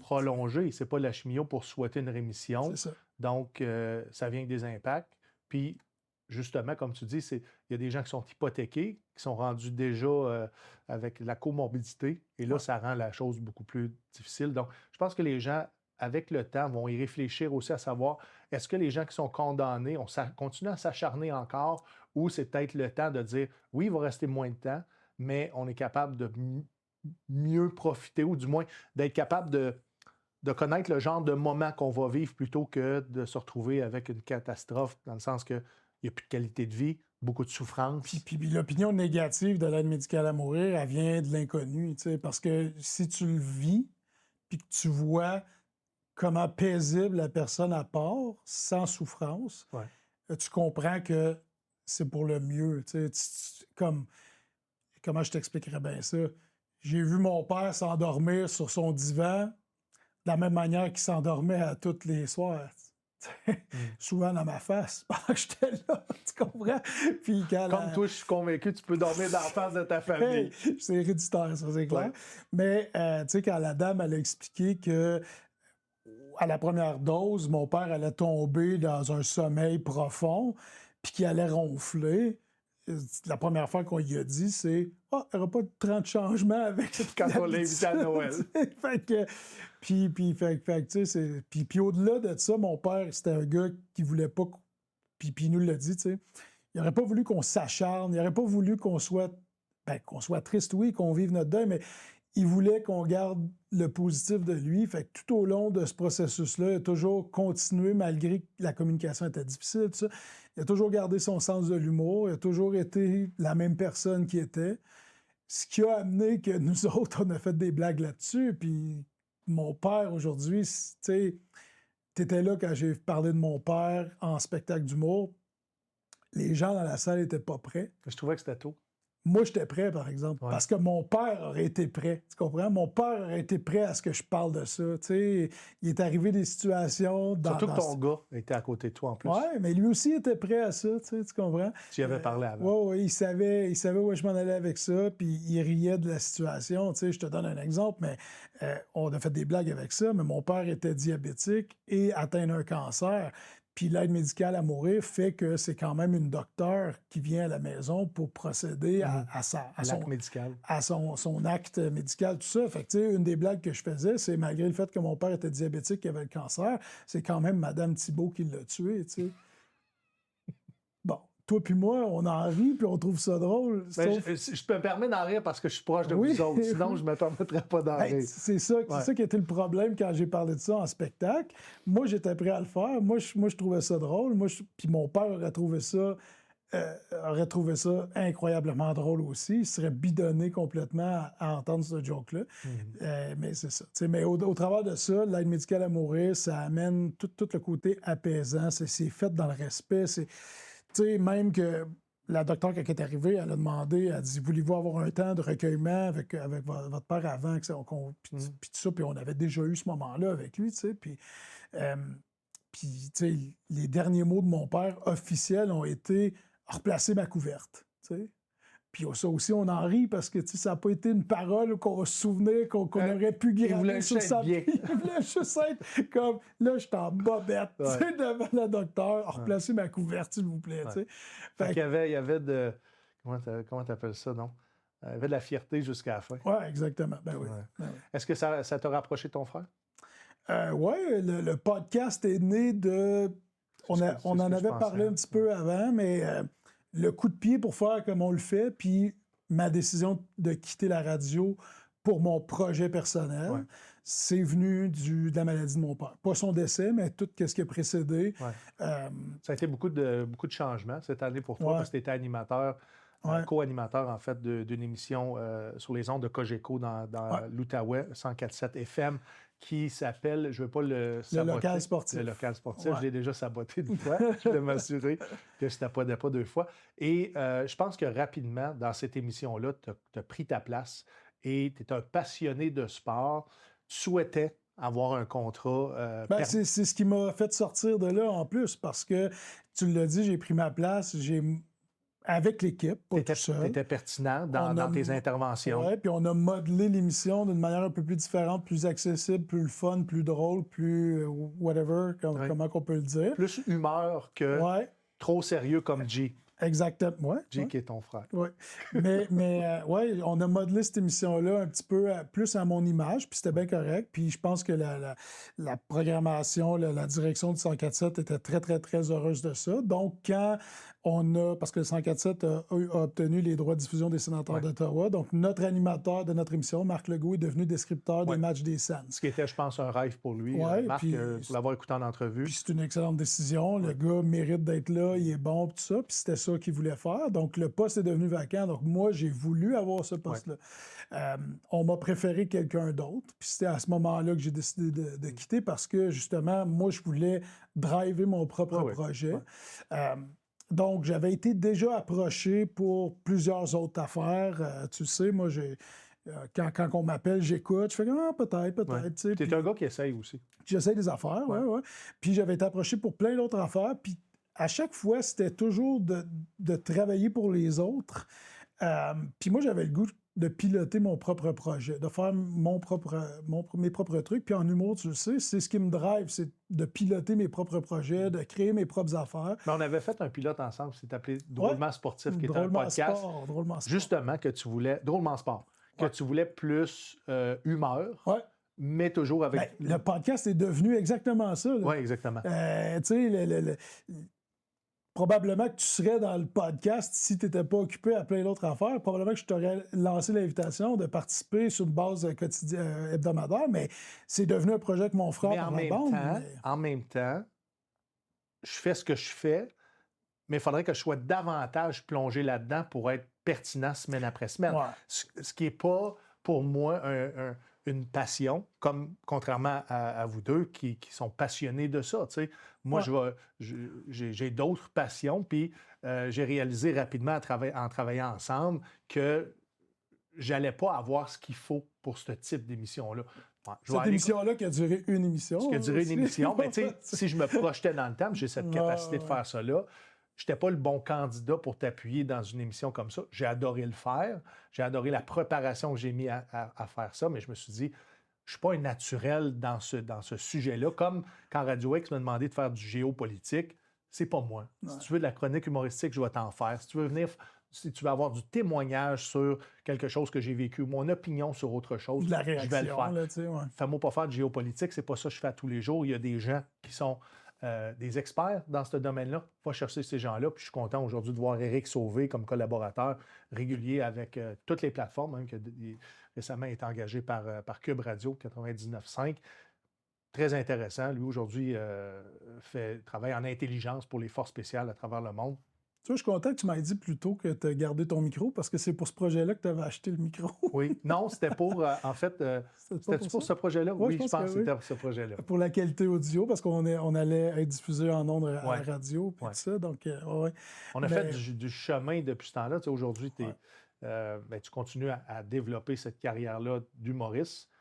Au travers d'autres obligations, dont celle d'être employé à temps complet au fédéral. Puis ça, c'est un choix que j'ai fait, tu sais. Souvent, le monde me dit pourquoi tu n'es pas en humour à temps plein? Ben parce que j'aime autant travailler, tu sais. Puis ça, il n'y a personne qui me force, tu sais. Puis c'est pas le salaire, c'est pas les avantages sociaux qui m'obligent à rester à la fonction publique. Je pourrais me donner un coup de pied dans le derrière et dire je vais faire de l'humour à temps plein.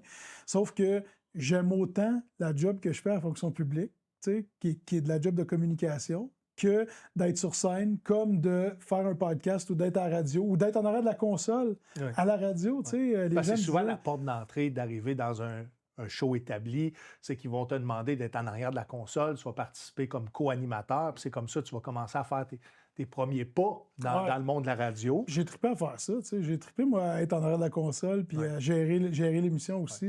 T'es pas arrivé de là sans aucune expérience. Tu as été Morning Man, entre autres, à Unique FM. C'est là qu'on a commencé, je pense, les premiers balbutiements à une radio avec une licence.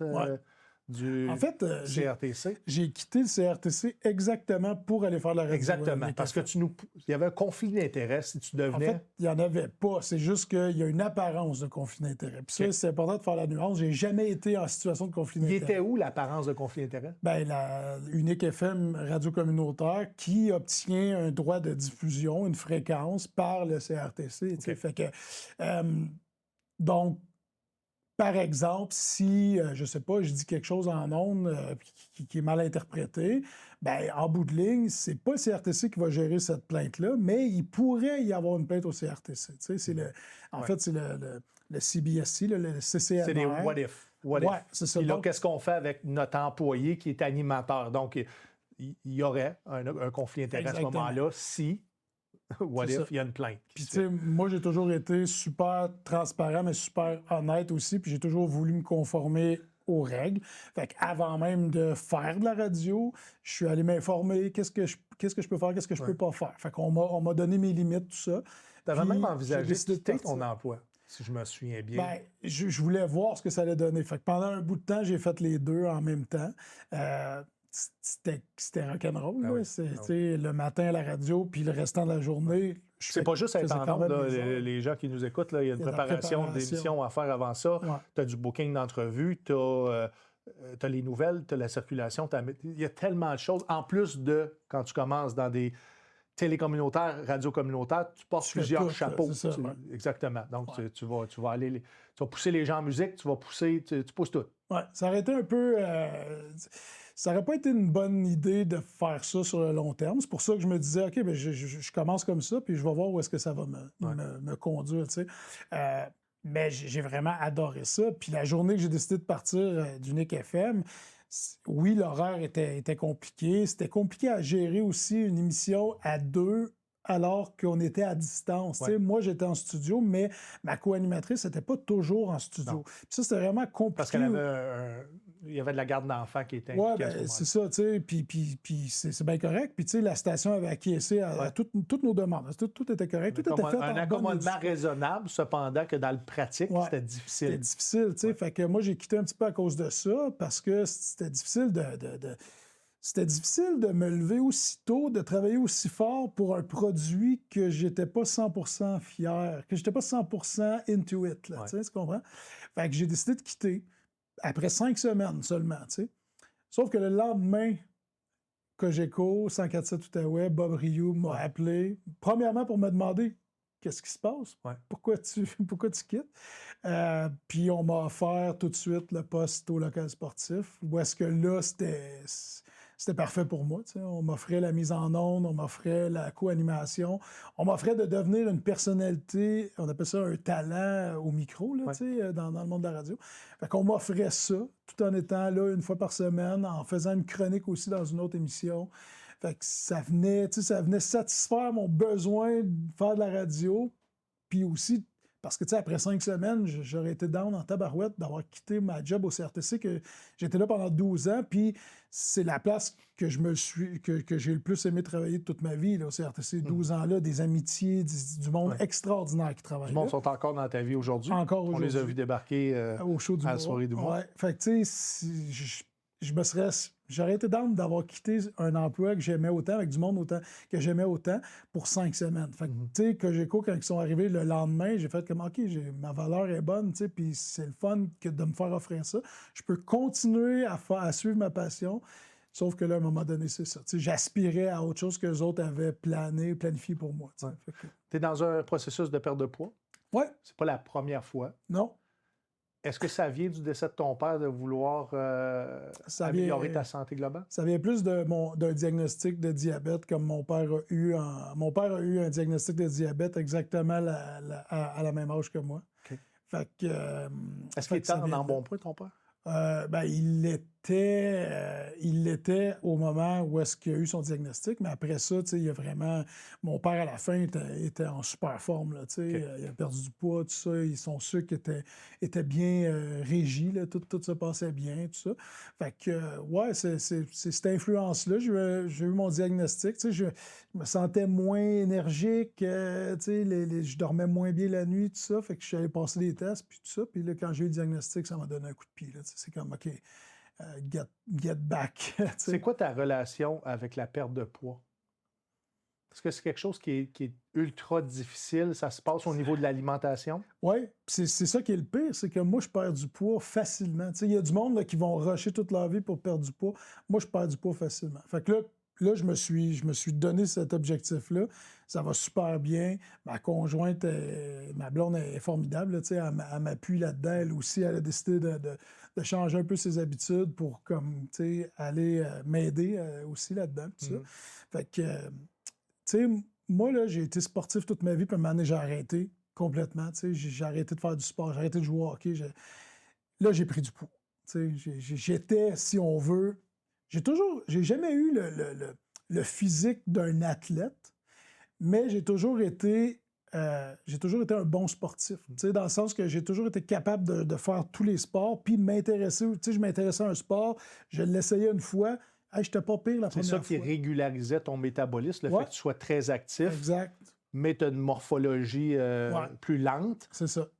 On arrivait à un équilibre. Là, si tu quittes le sport, la quantité de nourriture, il y en a trop pour ce que tu es capable de dépenser.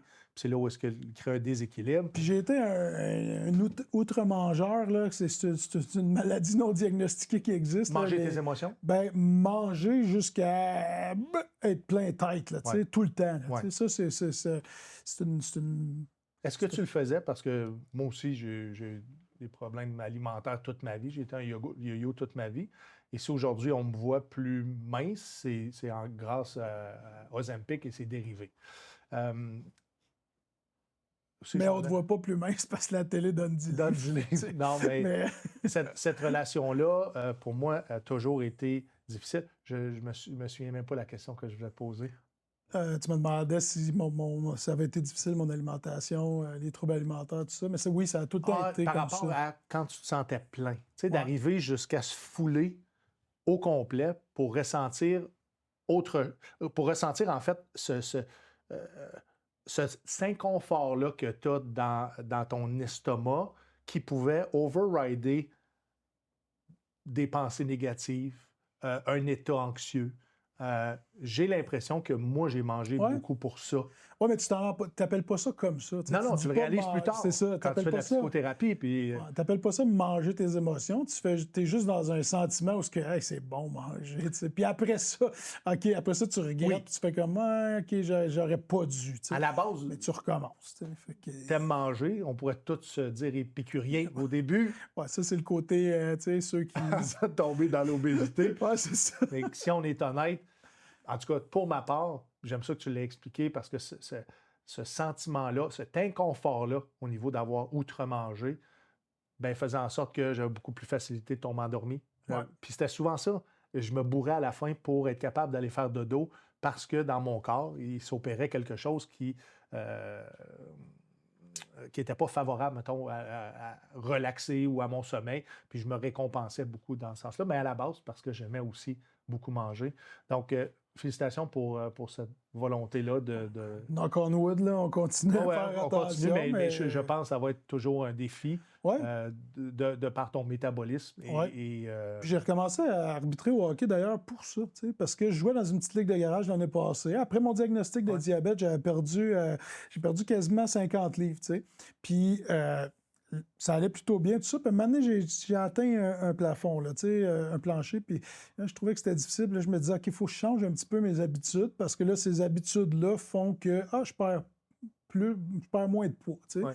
Puis là, j'ai dit, on va recommencer à jouer au hockey un petit peu. Fait que là, j'ai recommencé à jouer au hockey dans une ligue de garage. Puis cette année, il manquait un arbitre.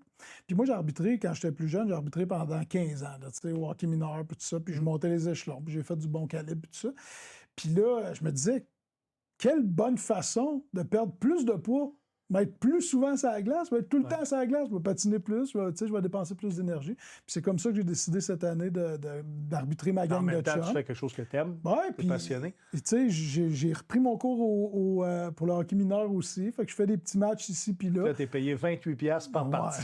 Puis ça, c'est plus mon côté, c'est plus mon côté redonner à la communauté, ça. Parce que quand j'ai su à quel point ça coûte cher de faire venir des arbitres de l'extérieur pour une petite localité comme d'où est-ce que je viens, je fais comme tabarouette, si moi je peux faire quelques matchs de hockey, là, qui fait réduire le coût des arbitres, qui va faire réduire le coût des inscriptions, qui va peut-être amener à des inscriptions supplémentaires si ça coûte moins cher, tout ça. Pourquoi je le ferais pas? Mon but, c'est de me mettre en forme, de faire ça. Tu aimes ta communauté, la raison pour laquelle tu es demeuré là. Parce que si tu n'aimais pas ça, tu serais parti.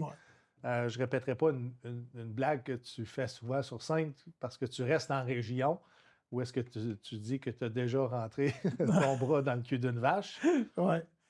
Je ne donnerai pas la suite, je vais laisser aux gens l'imagination. l'imaginer. Mais il y avait le mot cousine dans cette blague-là. Je ne sais pas si ça se dit à TV, mais moi, je l'ai toujours trouvé très drôle. Ouais. Mais c'est ton amour pour la campagne, ton amour pour les gens au travers. En fait, je pense que c'est une des raisons pourquoi tu fais de l'humour. Je pense que tu as envie de connecter avec les gens. Je pense que tu aimes énormément l'humain. Ouais, la preuve, c'est que, tu sais, toi, tu es un travaillant en humour. Peut-être pas comme tu voudrais, mais tu es un travaillant. Tu écris beaucoup, tu peaufines tes affaires, tout ça. Puis ça c'est remarquable. Je t'envie de ça. Moi, je vais dire ça comme ça, puis c'est pas pour me vanter. Moi, je suis un doué paresseux. Fait que quand j'ai commencé en humour, ça a tout de suite fonctionné à cause de plein d'affaires. Ma bouille sympathique, et le fait que je suis un peu anti-casting, là, je suis un gros bonhomme, puis j'arrive sur scène, puis je suis quand même assez nounours, je suis rouge, je suis une minorité visible. Mais mes premiers numéros en humour, ça a été des premiers jets. Donc, des versions 1 qui ont marché tout de suite. ça m'a pas incité à travailler plus en humour. Ça m'a incité à garder la même formule. Tu comprends? Parce que c'était une formule gagnante. C'est une formule gagnante. Ouais. Ça marchait tout ça. Avec le temps, j'ai peaufiné, là, c'est sûr. J'ai changé ma méthode de travail là, un petit peu parce que ça peut pas fonctionner sur De le toute façon, long terme. l'humour au Québec est tellement compétitif. Exactement, tu sais. Mais encore aujourd'hui, je suis pas assez travaillant pour ce que j'aimerais rendre au public. Ouais. Mais En même temps, tu fais de l'animation Ben, c'est radio, ça. tu fais du podcast, Ouais. tu fais d'autres choses. Tu as une famille, tu as 2 beaux enfants, tu as une femme qui t'aime. Tu ne restes pas non plus à la porte des grands centres. non. Donc, le temps de transport aussi est énergivore. À un moment donné, il y a 24 heures d'une journée. C'est ça, Bon. c'est ça. Mais tu comprends un peu ce que je veux dire, c'est dans le sens que j'aime les gens, j'aime qu'ils passent une bonne soirée, puis j'aimerais ça leur en donner encore plus. Ouais. Sauf que l'animation, ce que ça me permet, c'est, oui, de travailler sur du contenu humoristique, mais aussi de leur jaser. Puis tu l'as vécu parce que tu as animé notre show. Puis là, je dis notre show parce que c'est pas mon show, c'est notre show. Moi puis Steven, je l'ai dit que c'est pas notre show, mais c'est le show des gens qui ont décidé qu'on avait un happening maintenant à Tursault. J'espère que les propriétaires vont reconduire le spectacle. Oui, on revient en janvier. Ça, c'est sûr. Tu nous fais une annonce officielle exclusive. On revient pour une autre série de spectacles mensuels. Je sais que c'est très local, mais c'est un beau petit pub. Café Léo, on va les plugger dans la région de Tursault. À Tursault, 169 rue Galipo. Ouais. Des gens extraordinaires. On est accueillis là comme des rockstars. Et les gens ont embarqué dans cette aventure-là. Puis je dirais qu'il y a une fibre familiale. Il y a un beau...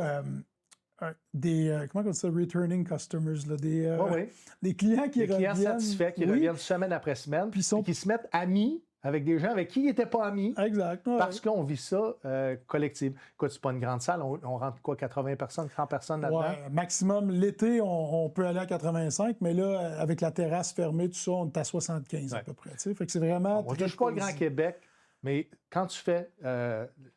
quand tu crées un événement chez vous, puis les gens passent un bon moment, c'est pas nécessairement parce que tu as des grands noms que ça fonctionne, mais parce que l'ambiance et le rendez-vous est plaisant. Semaine après semaine, mois après mois, parce qu'on est mensuel, les gens reviennent pour vivre ça avec nous. Ouais. C'est pour ça que je dis que la soirée leur appartient. C'est eux qui ont créé cette ambiance-là. Oui, nous, on l'a facilité. On invite des invités de qualité. En fin de semaine, on a Mélanie Couture qui s'en vient nous voir. Donc, c'est des humoristes émergents, des humoristes très, très établis qui nous donnent une chance aussi de venir performer devant des petites salles. Donc, on ne peut que s'épanouir au travers de tout ça. Tu sais, tu parles de nos invités, là, mais au-delà d'avoir des gros noms, c'est des gens avec qui, toi et moi, surtout moi, parce que je boucle la soirée, mais tu me donnes un coup de main, mais tu sais, surtout moi, qui ne fais pas ça temps plein, moi, s'il faut que je passe mon samedi soir pas à la maison, donc pas avec ma blonde, pas avec mes enfants, pas avec ma famille, faut que ça vale la peine puis que j'aille du fun, tu sais. Fait que moi, j'essaie toujours de retrouver la franche camaraderie qu'on retrouve, tu sais, par exemple, dans le petit côté social d'aller jouer au hockey une fois par semaine avec la même gang de chums, puis là, tu te racontes des anecdotes, puis dans le fond, c'est tout le temps la même histoire qui revient, mais elle est racontée d'une manière différente à toutes les semaines. Fait que tu crois qu'elle est différente, ton anecdote, mais pareil, mais tes chums, eux autres, ils la réécoutent, puis ils l'entendent différemment de semaine après semaine. Bien, c'est un peu ça qu'on crée dans ces soirées-là. Fait que tant qu'à partir de chez nous un samedi, là, pour aller... Il faut que j'aille du fun. Fait que quand je book les humoristes, quand je fais un partenariat avec toi parce que tu vas faire la chronique ou tu vas être là à chaque fois, c'est pas anodin tout ça. Là. Ça a rapport avec le fait que moi, je veux que ma soirée elle soit le fun, personnellement. Puis après ça, je vais être dans un état où je vais pouvoir rendre ça aux autres, puis ils vont pouvoir avoir du fun parce que moi, j'ai du fun. Moi, je te l'ai dit, on est pareil là-dessus. Si on se sent bien quelque part, on va performer 100 fois mieux. Puis on ne se sentira pas imposteur, ou on ne sentira pas qu'on dérange ou qu'on ne plaît pas à quelqu'un. Donc, tu t'arranges tout le temps de travailler avec du monde de cœur, du monde qui te ressemble. Puis je pense que ça aussi fait le secret de « Hey, on vit quelque chose de le fun. » Puis j'espère que les gens à la maison, que ce soit de l'humour ou n'importe quoi, vous allez trouver votre happy place. Puis d'une soirée à l'autre, celle-là, c'est une soirée extraordinaire. Simon, avant qu'on se quitte, qu'on mette fin au podcast, je voulais te parler de le golf. Oui. Tu as 4 d'handicap. l'endroit où je passe trop de temps, selon tout le monde. Tu as 4 d'handicap. Ouais, j'ai monté un petit peu. Là, parce que je voulais te le faire dire devant l'écran. Oui, je sais. C'est pour ça que... Ça va faire plaisir à ton frère. Oui. Donc, c'est pas un 4, c'est un 5 ou un 6? Ouais, j'étais à peu près à 6 maintenant. Okay, mais j'ai été 4. Ça prend quoi pour être pro? Ça prend pas tant que ça. Tu sais, ben, je dis ça prend pas tant que ça. Ça prend une bonne performance, mais tu sais, la qualification en tant que pro au Canada, c'est de jouer 2 rondes de golf en bas de, il me semble que c'est 155 pour ça dépend rondes. de l'handicap du terrain aussi. Ouais, ben c'est ça l'affaire. C'est que, tu sais, c'est 2 rondes, mettons 78 à peu près. Ce que moi, je joue en temps normal, là, 78, là, entre, mettons, 76 puis 82, c'est ma game régulière. Ouais. Fait que ça, je joue à peu près ça constamment. Sauf que là, c'est sur un terrain donné, avec des jalons de départ souvent un petit peu reculés, là, versus qu'est-ce que nous, on est habitué de jouer sur les terrains publics, tout ça. Fait qu'il y a c'est quand plus même loin une que le bleu. Parce que c'est à peu près l'équivalent des Bleus. OK, parfait. Donc, on est en arrière des Blancs. Oui, parce que moi, je suis membre à l'héritage du côté de Notre-Dame-de-la-Paix, puis les Bleus sont généralement de distance de championnat, là, ou presque. Là, beau terrain. Super, sublime. Moi, je suis chanceux d'avoir ça dans mon coin de pays, là, pour vrai. Super bien entretenu. Très peu utilisé, je pense, aussi pour tout ce qui est investi comme temps et argent dans ce club-là. Ben, en fait, il y a de plus en plus de monde qui le découvre parce que ça a souvent été un trésor gardé entre Montebello et Tremblant. Ben ça, j'allais dire, les Laurentides et l'Outaouais, c'est comme entre les deux. Souvent, les gens allaient à Mont-Tremblant, puis là, ils se sont rendus compte que pour moins cher, souvent, ils peuvent jouer une track de golf qui est super intéressante. Il n'y a pas beaucoup non plus d'offres d'hébergement. Non. Ce qui peut compliquer aussi le tourisme. De là, le fait qu'il y a une auberge à même le terrain de golf. Là, mais oui, fait que, tu sais, fait que les cartes de pro, tout ça, c'est quelque chose que je vais faire parce que... Tu vas le faire, hein? Je vais le faire parce qu'on a, avec Olivier Pratt, que tu connais aussi, qui a ses capsules de golf, tout ça. Côté numérique. Oli s'est donné le challenge, le défi de passer ses cartes de pro. Lui, c'est un 15 d'handicap. Fait que lui, au travers de ses capsules vidéo, il veut s'améliorer assez puis avec des conseils de pro, etc., pour aller passer ses cartes à l'été prochain. Fait que moi, ce que j'ai fait, parce que j'ai fait ses capsules, on a joué un trou de golf ensemble, tout ça, je lui ai dit, écoute, tu vas le faire, toi, en ayant des conseils, tout ça. Puis je dis, moi, vu que mon handicap est plus bas, je vais prendre aucun conseil, aucune pratique, puis je vais y aller en même temps que toi, puis je vais essayer de passer aussi mes cartes de pro. Fait que, tu sais, dans le fond, le challenge, on a chacun notre challenge parallèlement, tu sais, tout ça. Puis on va essayer de passer nos cartes de pro en même temps. Fait que ça risque d'être bien cool. Passer des cartes pro, ça demande quoi? Une inscription? De l'argent? Oui, en fait, c'est l'inscription à un tournoi. Puis il faut que tu sois, si je ne me trompe pas... Un tournoi qui est homologué pour... de la PGA du Canada. Ouais. Puis il faut que tu sois affilié à un terrain de golf. Donc, moi, je vais le faire probablement au nom du Club de golf Héritage. Là, mais tu n'es pas obligé de travailler dans un club de golf après. Là, tu peux seulement passer tes cartes, puis après ça, faire le circuit de la PGA du Canada. C'est quoi qui est obligatoire un coup que tu rentres sur le circuit? Est-ce que tu as des événements obligatoires? C'est aléatoire, tu prends ce que tu veux prendre, mais tu as toujours un coût d'entrée, même comme pro. Je pense que c'est plus pour le renouvellement de ta carte que là, tu as des obligations. Participer à tant de tournois, par exemple. Puis il faudrait que je vérifie, je ne suis pas certain à 100% c'est quoi les obligations, mais c'est plus pour le renouvellement de ta carte. Là, fait que même si tu passes pro, ça reste juste un titre? Ah oui. OK. Ouais, et ça t'aide à devenir, je ne sais pas moi, pédagogue à ton club de golf parce que tu as un pro PGA. Ouais. Mais tu sais, en même temps, je le ferais pas comme un emploi, mais je pourrais me permettre de dire, hey, je peux offrir mes services à quiconque voudrait avoir des leçons au driving range, par exemple. Mais j'ai fait ça pendant un été. On m'avait demandé, puis c'était les anciens propriétaires au Club de golf Héritage avant, on m'avait demandé pendant l'été d'aller jouer avec des foursomes de golf, de leur montrer le terrain, tout ça dans le but qu'ils achètent, par exemple, des cartes de membres ou, par exemple, des passes de golf récurrentes, tout ça. Fait que le but, c'était de leur montrer le terrain, mais aussi de leur donner des petites leçons sur le terrain en jouant avec eux autres, puis de leur donner l'intérêt de revenir. S'ils deviennent performants sur le course, ils vont revenir, bien entendu, parce qu'ils vont avoir un bon moment. C'est ça. Fait que c'était ça l'objectif. Fait que, tu sais, j'ai trippé à faire ça. Parce qu'il y avait le côté social encore, tu sais, avec ça, d'aller jouer avec du monde. Tu as fait beaucoup de promotions pour ce terrain de golf-là, entre autres. Et j'ai participé à un de tes projets qui se voulait... comment je pourrais dire ça? comme une télé-réalité au travers d'une ronde de golf. Ouais, Avec une entrevue. Ouais. En jouant au golf. Puis c'était vraiment intéressant. Puis je pense que c'est un projet que tu vas continuer C'est un projet à que je veux développer dans le ramener. futur. Ouais, le parcours, en fait, là, je veux ramener ça. C'était bien le fun. D'ailleurs, tu as un coup de golf mémorable sur cet enregistrement-là. Oui. On pourrait peut-être le mettre J'ai frappé en un arbre puis j'ai commentaire. passé proche de me tuer. Oui, Oui, parce que je pensais que ça allait passer. C'était impossible. que ça mais ta passe. réplique était savoureuse. Ouais. Tu as dit c'était à l'image de ma carrière. Des Parce fois, que faut faire- la balle est allée en arrière de moi. Vas-y, répète-le. Tu as dit, des fois, il faut faire. C'est à l'image de ma carrière. Des fois, il faut faire un pas en avant puis 2 de reculons. Exactement, pour mieux avancer. Pour mieux avancer par après. J'avais sorti ça comme ça. C'était mémorable. Qu'est-ce que ça prendrait à quelqu'un qui, pour la première fois, tu sais, si Olivier Pratt réussit ses cartes de pro, il veut accéder à des tournois de la PGA, parce que c'est pas systématique que tu peux entrer dans ces tournois-là. Tu as besoin de faire des tournois et de te positionner sur un classement canadien. Oui, en fait, si tu n'es pas affilié à un terrain de golf, par exemple, si tu n'es pas pro d'un terrain de golf, tu joues ils appellent ça la coupe des assistants. Là, puis c'est pas tous des assistants, là, c'est des gens qui ont passé leur carte de pro, là, puis qui peuvent faire, par exemple, de l'enseignement sur champ de pratique, mettons. Là, ça peut, ils ne sont pas obligés d'être affiliés nécessairement à un terrain. Il y a comme 2 parcours ou 2 championnats différents. Les pros, c'est comme les gars comme Johan Benson, qui est pro au Mirage à Montréal. Des professionnels de golf que tu vois faire des tournois semaine après semaine, tout ça. Eux autres jouent la coupe principale des pros, des professionnels.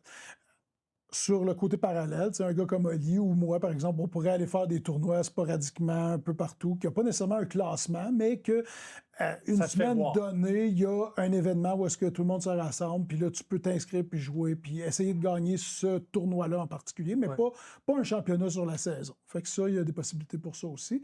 Puis il y a d'autres tournois aussi qui sont juste réglementés par la PGA du Canada, qui ne sont pas nécessairement une coupe ou un championnat avec seulement des pros.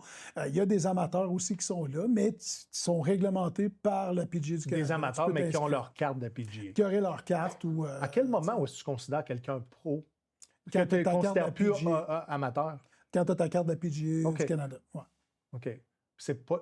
Donc, juste pour être certain, la carte PGA Pro, est-ce que c'est celle-là, la carte de PGA Canada? C'est la PGA, c'est la carte de la PGA du Canada, mais tu pourrais avoir ta carte de pro sur le circuit américain, par exemple. Il y a des professionnels de golf qui vont passer leur carte pendant l'hiver du côté de la Floride, par exemple, ou du côté des États-Unis, puis ils reviennent enseigner le golf au Québec, au Canada, pendant les mois d'été, tout ça. Ils ont leur certification américaine, puis ils ont leur carte de pro. Ils pourraient s'inscrire, par exemple, c'est reconnu, là, ils pourraient s'inscrire sur le circuit canadien. Là, on s'entend, tout découle de subventions dans cet univers-là jusqu'à temps de commencer à remporter des bourses. Puis là, encore là, beaucoup d'appelés, peu d'élus. Oui, puis c'est pas lucratif au Canada. Même le circuit des pros de la PGA du Canada, tu ne fais pas une fortune avec ça. Là. Les pros de golf font leur argent dans leur club de golf. Là. Et à vendre de la commandite qu'ils vont porter. Représenter des équipementiers. De plus en plus, sur le numérique, on va être capable de vendre de la publicité pour le golf parce que, on fait autre chose que juste jouer au golf au travers de ça. Ça devient un modèle d'affaires. C'est très écouté, le golf. Hein? Le monde, souvent, ils vont dire « Ah ouais, c'est plate, le golf. » Non. C'est j'aime pas ça. Très écouté. J'aime ça le jouer, j'aime pas ça l'écouter. Mais tu serais surpris les codes d'écoute des tournois de golf majeurs. C'est fou, là. Simon Lavergne, merci d'avoir été au Soundcheck Podcast. Si les gens veulent te suivre ou voir mon coup de golf raté. Oui, sur YouTube, il est encore disponible. Simon Lavergne. Sur YouTube, maintenant, on a changé le nom pour qu'il soit représentatif du podcast, donc Perspective Balado Sportif. Okay. Ça, c'est sur YouTube. Nouveau projet. Oui, si mais vous voulez tous tes projets qui ont été faits avant ça se retrouvent sur la même plateforme. J'ai gardé ça comme acquis. Là, réseaux sociaux, Facebook, Instagram? Oui, Facebook, Simon Lavergne sur Facebook. Avant, j'avais 2 entités. Là, c'est la même place. C'est mon compte personnel, tout ça. Et Perspective Podcast, une page sur Facebook aussi. On est là à tous les semaines. On a du fun à faire ça. Puis aussi pour les projets personnels, soit en animation, soit en... Cherchez-vous des commanditaires? Oui, on cherche des commanditaires parce que, on a mis beaucoup d'argent d'argent dans la technique au départ, tout ça, oui. puis on se verse pas nécessairement d'argent, puis j'ai un technicien, puis tout ça, tu sais, on se verse pas de salaire. J'aimerais ça être capable d'avoir des commanditaires pour donner justement, puis donner aussi aux invités, tu sais. Généralement, on sollicite les invités en leur disant, tu sais, on a de l'exposure, puis tout ça, tu sais, on a de la visibilité, mais tu sais, j'aimerais ça pouvoir donner une petite somme d'argent à nos invités à chaque fois qu'on est ça. Fait que s'il y a des entreprises qui sont invitées et qui sont intéressées, là, je les invite à communiquer avec moi. Ouais. C'est un modèle d'affaires dans le sens que ceux qui vont commanditer vont avoir de la visibilité, puis vont avoir justement cette d'être... tu deviens un ambassadeur, en fait, pour leur entreprise. On n'est pas trop pire comme ambassadeur aussi. Là. On est rarement dans la polémique. Là. C'est ça que j'allais dire. J'ai dit, dans ton cas, puis tu sais, j'ai été flatté quand le Fromagerie Victoria m'ont appelé pour devenir ambassadeur. D'ailleurs, tu peux-tu me placer avec eux autres, moi, le Fromage Victoria? Tu l'haïs pas? J'ai bien des cartes cadeaux, si tu veux. Je peux t'arranger ça. 5 kilos de fromage, ça va débarquer à Ripon dans le temps de le dire.